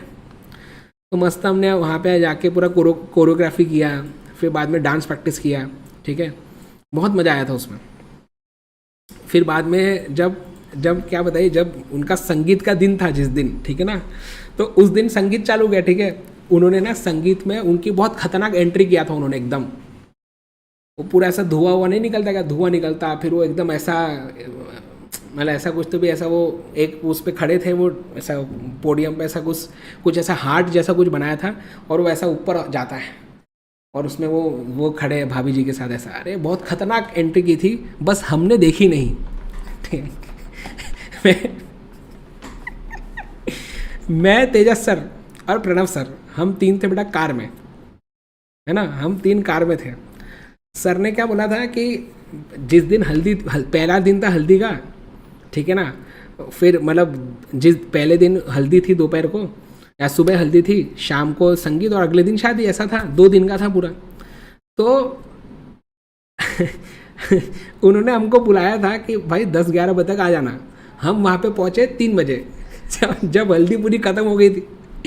हाँ, पूरा वो नहीं क्या, वो फूल वूल भी डालते हैं येलो करके, पूरे डाले हुए थे, पूरे ज़मीन पे गिरे थे, हमने वो ज़मीन से उठा के वापस डाले उनके ऊपर।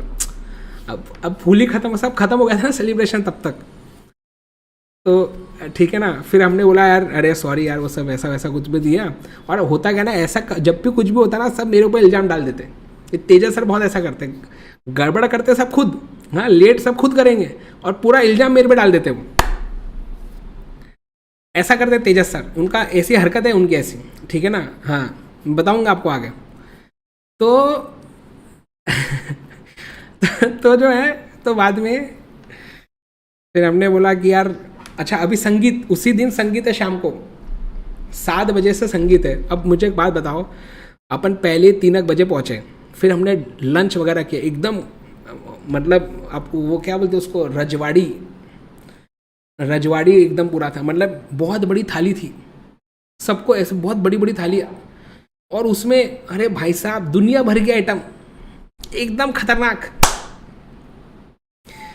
और मिठाइयाँ तो मतलब मैं आपको क्या ही बताऊँ भाई साहब, एकदम खतरनाक मतलब। हाँ, और मतलब पूरा जैसे आपको ना ऐसा राजा वाली फील आती है, ऐसा उसको कुछ तो भी बोलते हैं मारवाड़ी में, कुछ होता है मुझे एकदम अभी याद नहीं आ रहा है, ठीक है ना। तो वैसा वाला था हमारा, है ना। हाँ हाँ भोग या कुछ तो भी बोलते हैं, मुझे अभी याद नहीं आ रहा एग्जैक्टली। तो वैसा ट्रीट हमें किया जा रहा था वहाँ पे, क्योंकि हम जो है, हम दूल्हे के फ्रेंड थे ना, क्लोज फ्रेंड और दूल्हा, बहुत इज्जत मिल रही थी अपने को फिर। तो सब खावा लिए मस्त एकदम, है ना। अब खाने वाने में सब 4 बार बज गए, फिर हम चले गए होटल में चले गए, है ना। अब 7 बजे से संगीत है ना। अब मैं जो ना यार, अब वहाँ पे ना और भी कुछ लोग थे जो मेरे पहचान के थे, तो मैं फिर क्या, मुझे ना ऐसा मतलब ऐसा दिन में जनरली नहीं होता ऐसा सोना ज़्यादा, तो मैं क्या करता फिर ज़्यादा ऐसे लोगों से बातें करते रहता। अब तेजस सर प्रणव सर सो गए और मैं यहाँ पे बातें कर रहा है ना। अभी अब क्या हुआ, अब भाई 7 बज गए और हमको याद आया कि हमको तैयार होकर निकलना था, क्योंकि इंद्रेश का दूसरा रूम था, वो निकल गया संगीत के लिए, है ना। उसकी सब एंट्री हो गई। वहाँ पे एंट्री हो गई, सोचो भाई हम पहुँच गए वहाँ पे और उसका फिर भी एंट्री मिस कर दी, समझे ना बात। तो वो पहुँच गया वहाँ पे, उसकी एंट्री सब हो गई। हमको याद आ रहा भाई कि अरे तैयार होना है, जल्दी निकलना है, ऐसा वैसा।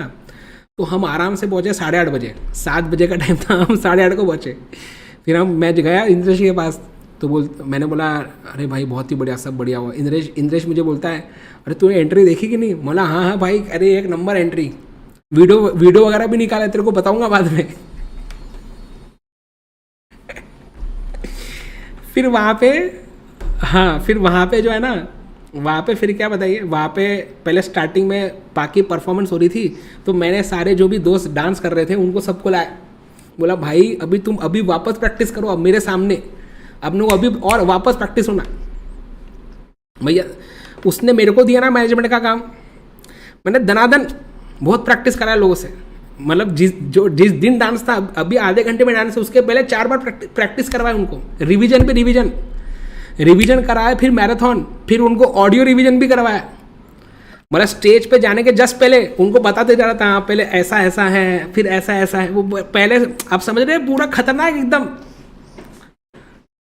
ठीक है ना। और जो तेजस सर और प्रणव सर है ना, बहुत ही खतरनाक। बेटा 3 गाने थे, 3 गाने पे डांस था, मैं तीनों गाने में था, और तेजस सर और प्रणव सर दूसरे गाने में 10 सेकंड के लिए थे। कितना? 10 सेकंड। उसका वीडियो पड़ा है हमारे इंस्टाग्राम में, आप देखना बाद में जाके। दूसरे गाने में 10 सेकंड के लिए थे वो बस। मतलब वो पीछे आते, कुछ तो भी एकदम सिंपल वाला स्टेप कुछ तो भी करते और चुपके से निकल जाते दोनों पीछे से ही गायब है ना। फिर बाद में हमने तो एकदम पूरा जोश लगा के एग्जाम बोल रहा हूँ, डांस वांस कर लिया। फिर बाद में सब एकदम तारीफ वारीफ कर रहे थे, तो मैंने फिर इंद्रेश को, भाई सब बराबर हो गया ना? बोले नहीं सब बराबर, एकदम मज़ा आ गया करके ऐसा। अब मुझे बताओ, बोलते हैं मैनेजमेंट में कौन आता है? बोलते हैं मैनेजमेंट में सबसे पहले वो लोग आते हैं जो मैनेजमेंट करने वाले हैं। मतलब इनके डांस प्रैक्टिस को मैनेज किसने किया? मैंने। तो मैं आ जाऊंगा मैनेजमेंट में। बोलते हैं मैनेजमेंट को 2 नज़रिए से देखा जाता है। पहला नज़रिया क्या है? बोलते हैं जो लोग इन्वॉल्व हैं मैनेज करने में, उन लोगों को भी मैनेजमेंट बोलते हैं। और वो जो काम करते हैं, मैंने कोरियोग्राफी की, मैंने प्रैक्टिस की, बार बार प्रैक्टिस करवाया, बार बार सब लोग इधर उधर जा रहे थे, कुछ लोग डिस्ट्रैक्ट हो रहे थे क्योंकि शादी का समय था, तो थोड़े डिस्ट्रैक्ट भी होते कुछ लोग, उनको बार बार अटेंशन की, अरे फोकस करो, भूलना नहीं, स्टेप्स नहीं भूलना, पहले डांस करो। तो मैंने लोगों को डिस्ट्रैक्ट होने से बचाया, है ना, बार बार प्रैक्टिस करवाया। बोले जो लोग इन्वॉल्व है ना मैनेजमेंट में, वो भी मैनेजमेंट कहलाते हैं, और वो जो काम करते हैं उसको भी मैनेजमेंट बोलते हैं। बोलते हैं मैनेजमेंट को हम 2 नज़रिए से देखते हैं। प्लीज़ ध्यान दीजिए, प्लीज़ ध्यान दो यार, है ना। बोलते हैं मैनेजमेंट को हम, प्लीज़ ध्यान दीजिए, बोलते हैं मैनेजमेंट को हम जो है ना दो नज़रिए से देखते हैं, है ना। बोलते हैं कि it is the key group in an organisation in charge of its affairs. मतलब जो लोगों को ये काम सौंपा गया है उनको भी मैनेजमेंट बोलेंगे, और वो जो काम करते हैं it also involves the set of interrelated functions and the processes जो वो करते हैं। ऐसा समझ में आ रहा है? तो चलिए एक बार आइए इधर। बोलते हैं व्हाट इज मैनेजमेंट? बोलते हैं management it can be used in 2 senses. इसको 2 नज़रिए से सोच सकते हैं। पहला नज़रिया क्या है? बोलते हैं management is the key group in the organisation in charge of its affairs. बोलते हैं मैनेजमेंट को बोला जाता है द चीफ ऑर्गन। बेटा हमारे बॉडी में ऑर्गन्स का काम क्या होता है? कम ऑन प्लीज मुझे बताइए, हमारे बॉडी में ऑर्गन्स का काम क्या होता है? बेटा आप बोलेंगे सर अगर हमको इतना पता होता, है ना, अगर हमको सर इतना पता होता तो तो सर हम साइंस नहीं लेते क्या? हैं हम काय को ऐसा यहाँ पे सी करने, हमको ये सब नहीं पढ़ना था इसलिए है ना सर। ये क्या बात हुई? अब हमको कैसे पूछ रहे सर ऑर्गन? आपको भी मालूम है क्या? नहीं बेटा मैं खुद भी गूगल सर्च कर रहा हूँ है ना। हाँ बोलते हैं ऑर्गन्स क्या होते हैं? ऐसे पार्ट्स होते हैं बॉडी के जिनको कुछ पर्टिकुलर फंक्शंस उनको दिए रहते हैं कि हर एक ऑर्गन का एक स्पेसिफिक काम होता है। अब कौन से ऑर्गन का क्या काम होता है बेटा ये मेरे को मत पूछना, ठीक है ना, ये मेरे को नहीं पूछने का, समझे ना बात? ऐसा तो बोलते हैं ऑर्गन कौन होते हैं? ऑर्गन मतलब क्या? अपने बॉडी के ऐसे पार्ट्स जिनको हर एक पार्ट को एक स्पेसिफिक काम दिया रहता है। वैसे ही मैनेजमेंट को भी क्या, उनको स्पेसिफिक काम दिया रहता है ऑर्गेनाइजेशन को मैनेज करने का। बोलते हैं इसलिए मैनेजमेंट को 2 नज़र से देखना है। पहला नज़र क्या है? It is the key group of an organisation in charge of its affairs. It is the chief organ, it is the chief organ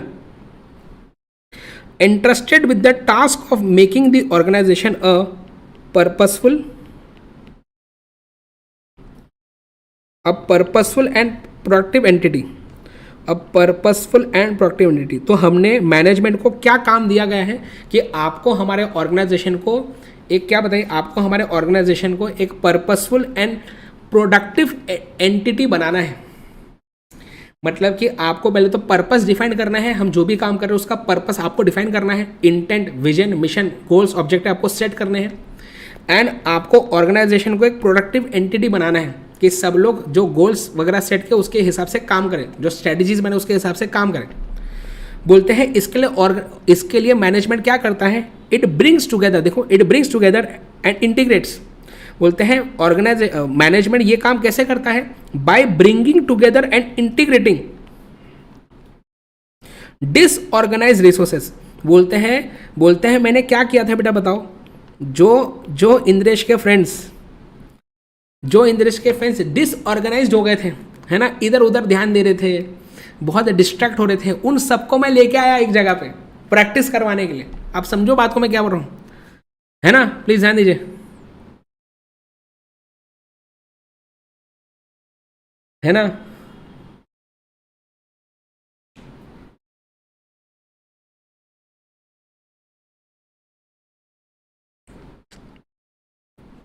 disorganise resources को क्या करना है हमें disorganise resources of man power, money, material, technology, ये सारी चीज़ों को integrate, मतलब सारी चीज़ों को लेके आना है, and which are then combined into a functioning whole. तो मैनेजमेंट क्या करता है, ये ऑर्गेनाइजेशन को एक पर्पसफुल एंड प्रोडक्टिव एंटिटी बनाता है। कैसे, by bringing the disorganise resources together and making the organisation into a functioning whole.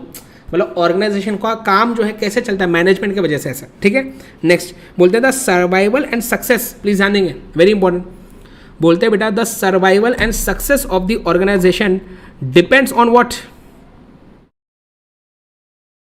The survival and the, please ध्यान दीजिए, बोलते हैं द सर्वाइवल एंड द, क्या बताइए, success of the organisation depends on the competence and character of the management. Competence का मतलब क्या होता है, एबिलिटी, कि आप जो है आपके अंदर कितनी एबिलिटी, कितने स्किलफुल है आप, है ना, वो आपकी कंपिटेंसी बताती है, ठीक है ना। तो आपका जो मैनेजमेंट है वो कॉम्पिटेंट होना चाहिए। अगर उसको खुद को ही समझ में नहीं आता है कि बिजनेस कैसे करना है, तो फिर वो मैनेज कैसे कर पाएगा बिजनेस को। तो मैनेजमेंट में कॉम्पिटेंसी होनी चाहिए, स्किल्स होने चाहिए काम करने के, एंड उनमें कैरेक्टर होना चाहिए। मतलब कि जो कॉम्पिटेंसी एंड स्किल्स है ना, उसको सही ढंग से यूटिलाइज कैसे करना है वो भी उनको आना चाहिए। समझ में आ रहा है? तो फिर से मुझे बताइए कि व्हाट इज मैनेजमेंट, इसको दो नजरिए से देख सकते हैं। It is a key group in the organisation in charge of its affairs, and दूसरा क्या है, दूसरा है it is a set of interrelated functions and processes. बोलते हैं मैनेजमेंट में जो लोग इन्वॉल्व है वो भी मैनेजमेंट, वो जो काम करते हैं वो भी मैनेजमेंट। बोले क्या काम करते हैं मैनेजमेंट, बोलते हैं जो 12th स्टैंडर्ड में हमारे चैप्टर के नाम थे ना बिजनेस स्टडीज में, अरे 12वीं में जो हमारे नाम नहीं थे क्या चैप्टर के, बोले ये करते हैं मैनेजमेंट। क्या बोले, planning, organising, directing, staffing, control, यही चैप्टर के नाम थे ना आपके 12th स्टैंडर्ड में, planning, organising, directing, staffing, control. Hello, हाँ आगे,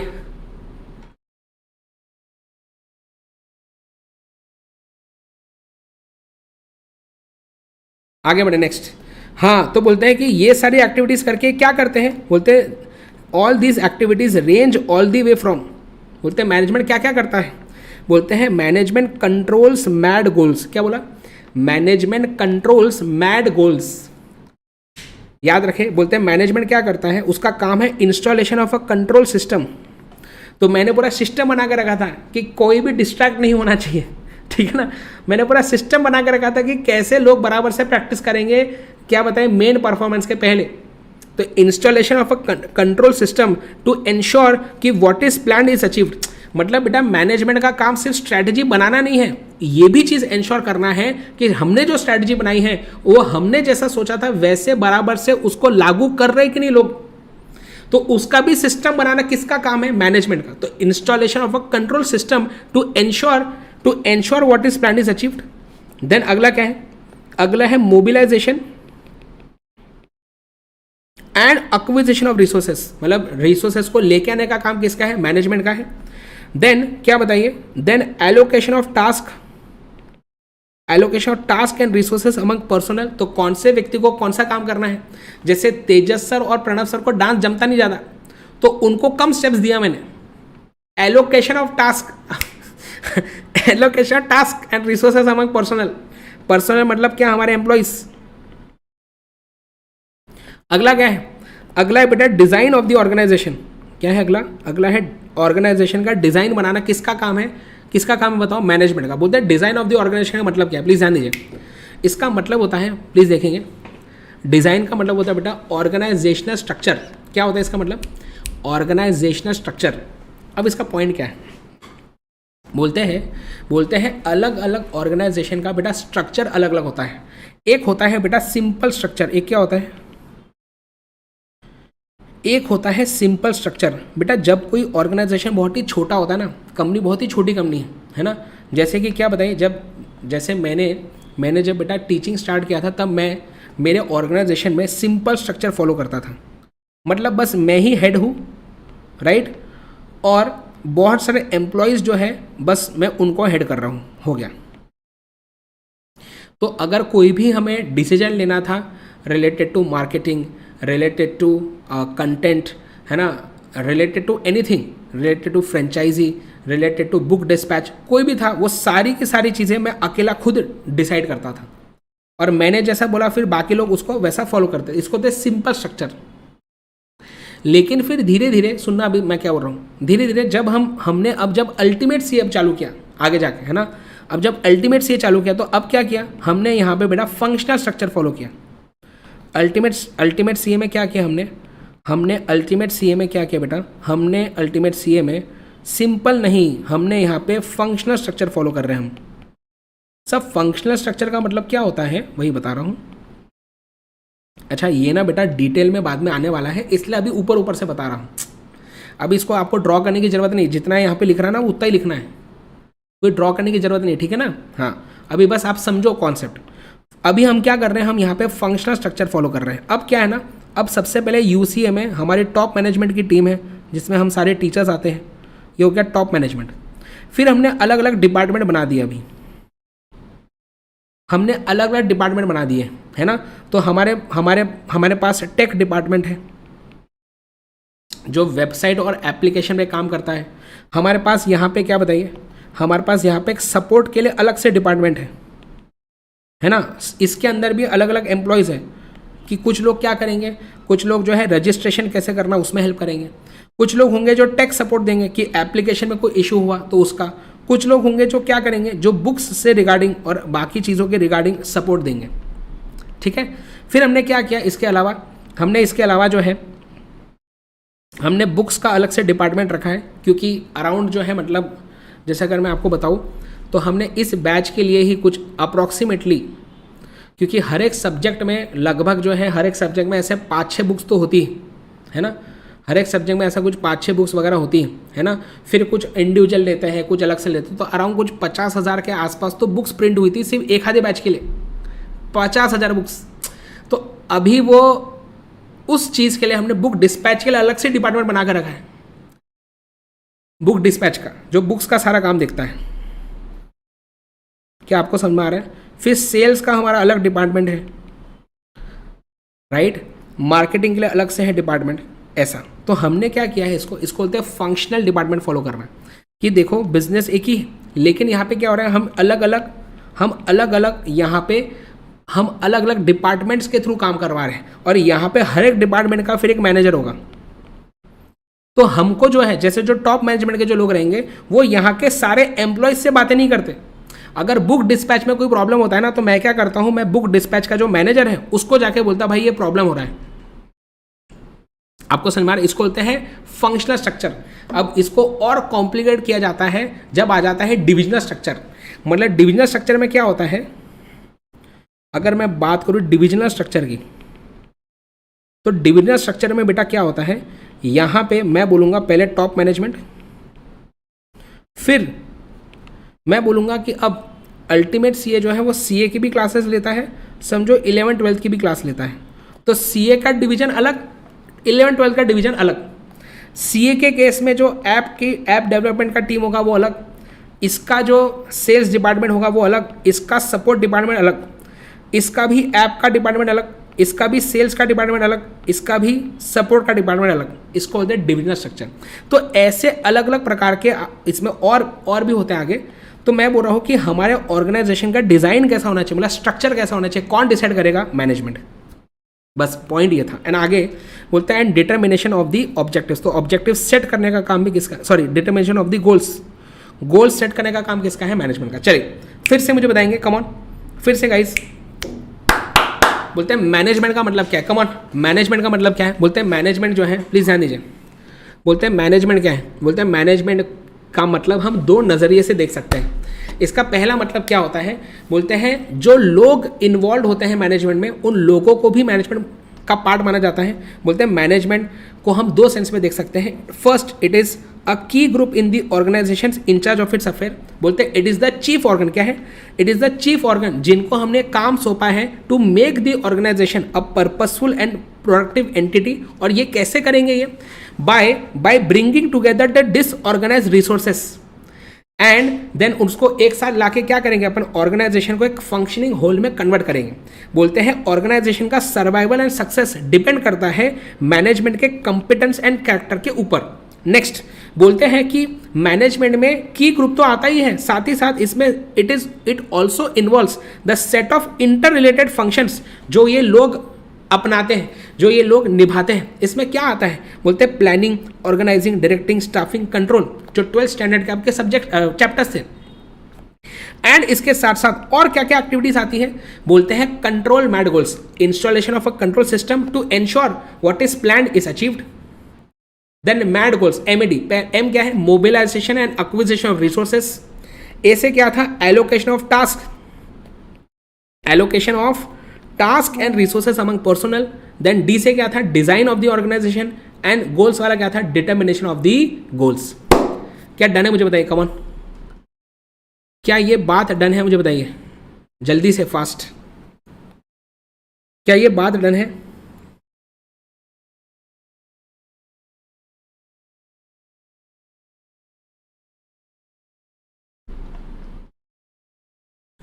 चलो, क्या ये बात डन है? क्या मुझे बताइए।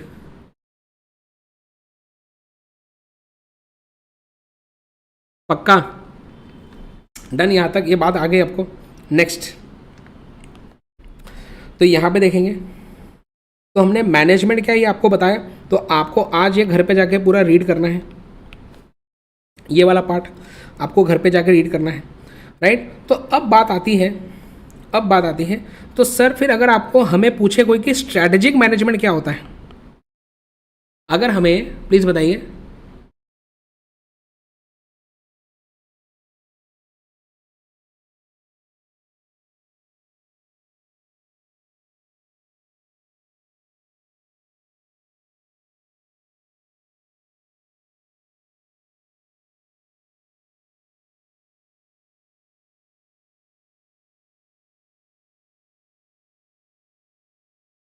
चलिए, व्हाट इज स्ट्रैटेजिक मैनेजमेंट? बोलते हैं तो हमने अभी स्ट्रैटेजी अलग से पढ़ा, हमने मैनेजमेंट अलग से पढ़ा। अब क्या है बात बताइए, अब हमें पढ़ना है बेटा स्ट्रैटेजिक मैनेजमेंट क्या होता है। प्लीज़ जानिए। बोलते हैं strategic management is made up of several distinct activities. क्या क्या एक्टिविटीज़ आती है स्ट्रैटेजिक मैनेजमेंट में, ये आपने ऑलरेडी पढ़ी हुई है। पहला स्टेप देखो, स्ट्रैटेजिक मैनेजमेंट में पहला स्टेप क्या है? To develop vision and mission. फिर क्या स्ट्रैटेजी बना लूँ? नहीं, बोलते फिर क्या करो? फिर स्ट्रैटेजिक एनालिसिस करो, एक्सटर्नल एंड इंटरनल एनवायरनमेंट को समझने की कोशिश करो। फिर क्या करना है आपको? फिर ऑब्जेक्टिव सेट करने हैं उसके हिसाब से। देन ऑब्जेक्टिव्स के हिसाब से आपको क्रिएट, चूज, इंप्लीमेंट करने हैं स्ट्रैटेजीज को। एंड फाइनली क्या है, जो स्ट्रैटेजीज तुमने बनाई उसको इंप्लीमेंट करोगे एंड देन इवैल्यूएट करोगे परफॉर्मेंस को। क्या तुमको ये बात ऑलरेडी आती है? मुझे बताइए, क्या हमने फर्स्ट क्लास में इसको ऑलरेडी किया हुआ है? जल्दी बताइए, क्या मुझे बताओ जल्दी से, क्या आपने जो है,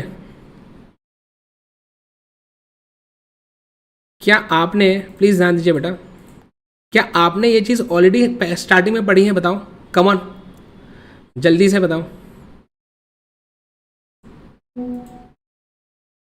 चलिए, डन है। तो मुझे बताया व्हाट इज स्ट्रैटेजिक मैनेजमेंट।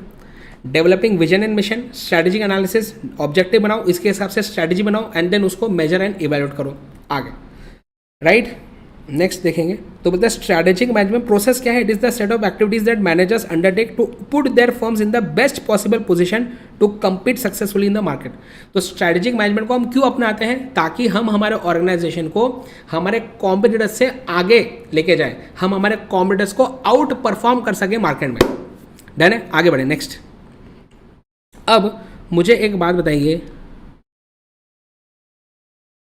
हाँ मुझे एक बात बताएंगे आप लोग, हमें एक सवाल आता है जो मैं अभी आपको करवा रहा हूँ and that is what, that is, ये लास्ट सवाल है हमारे आज के दिन का, प्लीज़ ध्यान दीजिए।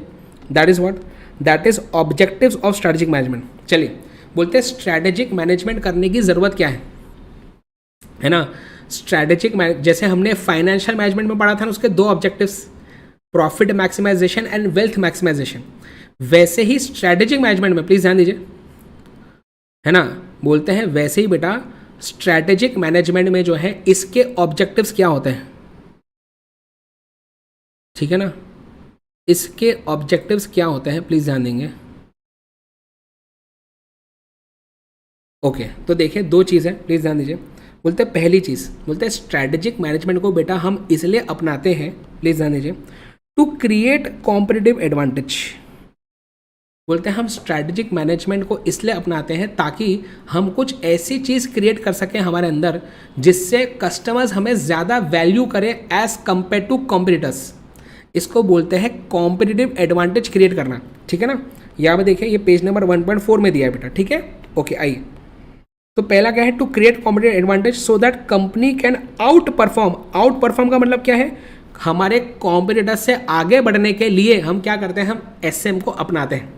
बोलते हैं strategic management is use to what, to create competitive advantage, कि हमारे अंदर कुछ ऐसी यूनिक चीज होनी चाहिए जो कस्टमर्स जिससे हमें ज्यादा वैल्यू करे एज कंपेयर टू आवर कंपीटिटर्स।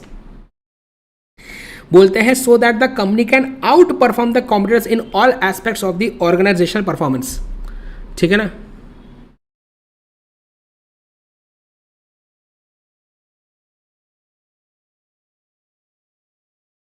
आगे बढ़े, नेक्स्ट अगली बात,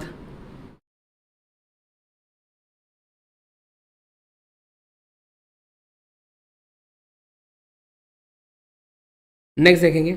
नेक्स्ट देखिए अगली बात क्या है, नेक्स्ट है बेटा to guide the company successfully through all the changes in the environment, that is to react in the right manner. मतलब क्या है, मतलब कि ज़रूरी नहीं बेटा कि आपने जो स्ट्रैटेजी बनाई है वो आपने जैसा सोचा था वैसे ही वो प्ले करें, है ना, क्योंकि एनवायरनमेंट तो क्या है, अनसर्टन है, एनवायरनमेंट डायनामिक है, वो बार बार चेंज होते रहता है, वो बार बार बदलते रहता है। तो अपने को बदलते एनवायरनमेंट के हिसाब से अपनी स्ट्रैटेजी को भी चेंज करना, अपडेट करना ज़रूरी होता है। तो इसलिए हमें स्ट्रैटेजिक मैनेजमेंट का प्रोसेस अपनाना पड़ता है ताकि हम कॉम्पिटिटिव एडवांटेज क्रिएट कर सके। एंड एनवायरनमेंट में जब चेंजेस होते रहेंगे तो ये बदलते एनवायरनमेंट में भी हम हमारे ऑर्गेनाइजेशन को कैसे रेलेवेंट बना के रखें स्टिल, इसके लिए हमें स्ट्रैटेजिक मैनेजमेंट सब्जेक्ट को पढ़ना पड़ता है। क्या डन है बात, मुझे बताइए, कम ऑन फास्ट, पक्का? क्या ये बात डन है, मुझे बताइए, कम ऑन जल्दी से, क्या हम डन समझे, इसको बताओ। Okay so thank you so much. यहाँ पे आज के सेशन को एंड करते हैं। कल हम बहुत ही ज़बरदस्त चीज़ें इसमें पढ़ने वाले हैं, which relates to what, which relates to benefits of SM. हम कल पढ़ेंगे लिमिटेशंस ऑफ एसएम, इसकी भी मैंने बहुत सारी ट्रिक्स बनाई हैं जो कल मैं आपके साथ शेयर करूँगा हमारे क्लासेस में, ठीक है ना। ओके चलिए, done done done done. So thank you so much, है ना बेटा। हम एक साथ में ये नहीं भेज सकते, मैंने आपको पहले भी बोला है ना, क्योंकि हम इसमें कुछ चेंजेस कर रहे हैं, ठीक है। तो ये बुक तो आपको मिलने ही वाली है कोर्स के साथ। तो आपको जो पीडीएफ है बेटा 120 पेज है। मुझे समझ में नहीं आता कि 120 पेज के लिए भी इतने बच्चा रो रहे हैं कि सर बेटा आप लगे तो एक काम करो, प्रिंट ही मत निकालो, है ना। मैं जब यहाँ पे लिखता हूँ ना, आप क्या करो, बाद में इसको पॉज करके पूरा ही लिखते बैठना, फिर ऐसा कर लो आप, ठीक है। मैं आपके लिए, आपके ही अच्छे के लिए, मुझे ऐसा तो नहीं कि मैं जानबूझ के थोड़ी ना रोक के रखा हूँ कि नहीं आगे का पीडीएफ देना ही नहीं, ऐसा नहीं है बेटा। आपको समझ में आ रही बात है मैं क्या हो रहा हूँ, ऐसा नहीं है कि मैंने जानबूझ के आपको नहीं देना है, पॉइंट ये नहीं है, पॉइंट ये है कि हमें आगे और इसमें कुछ चीज़ें मुझे ऐड करनी है आपके लिए। समझ में आ रहा है? ठीक है, तो आप धैर्य रखें, सब चीज़ें आपको धीरे धीरे मिलते रहेगी, है ना। हाँ, वरना अगर ये पहले ही रेडी रहता तो मैं तो प्रिंट करके आपको दे देता। आपको पॉइंट समझ में आ रहा है क्या बोल रहा हूँ? Come on. ओके, चलिए, सो thank you so much and अपना ख्याल रखें, अपने पेरेंट्स का ख्याल रखें, क्योंकि हमारे पेरेंट्स के बिना कुछ भी नहीं है दोस्तों। आप जो अपने फ्रेंड्स को ज़रूर हमारे बैच के बारे में बताइए, ultimatesay.com पे जाके आप जो है इसमें एनरोल कर सकते हैं, ठीक है ना। So thank you so much guys, bye bye. And please मेरी रिक्वेस्ट है आपसे कि अगर ऐसा ही कुछ बच्चों का बिहेवियर रहा तो अगली बार से फिर लाइव चैट को ऑफ ही रखना पड़ेगा फिर, है ना। तो प्लीज़ मैं ये चाहता नहीं हूँ, मैं चाहता हूँ कि इंटरेक्टिव क्लास ही बने रहे। हमने आपको बैच के स्टार्टिंग में ही सारी चीज़ें बताई थी कि कौन सी चीज़ का कितना टाइम रहेगा, तो प्लीज़ इस चीज़ को समझा करें, ठीक है। चलिए, आई होप आपको समझ में आ रही होगी बातें। Thank you so much, bye bye. मिलते हैं हमारे अगले सेशन में, बाय बाय।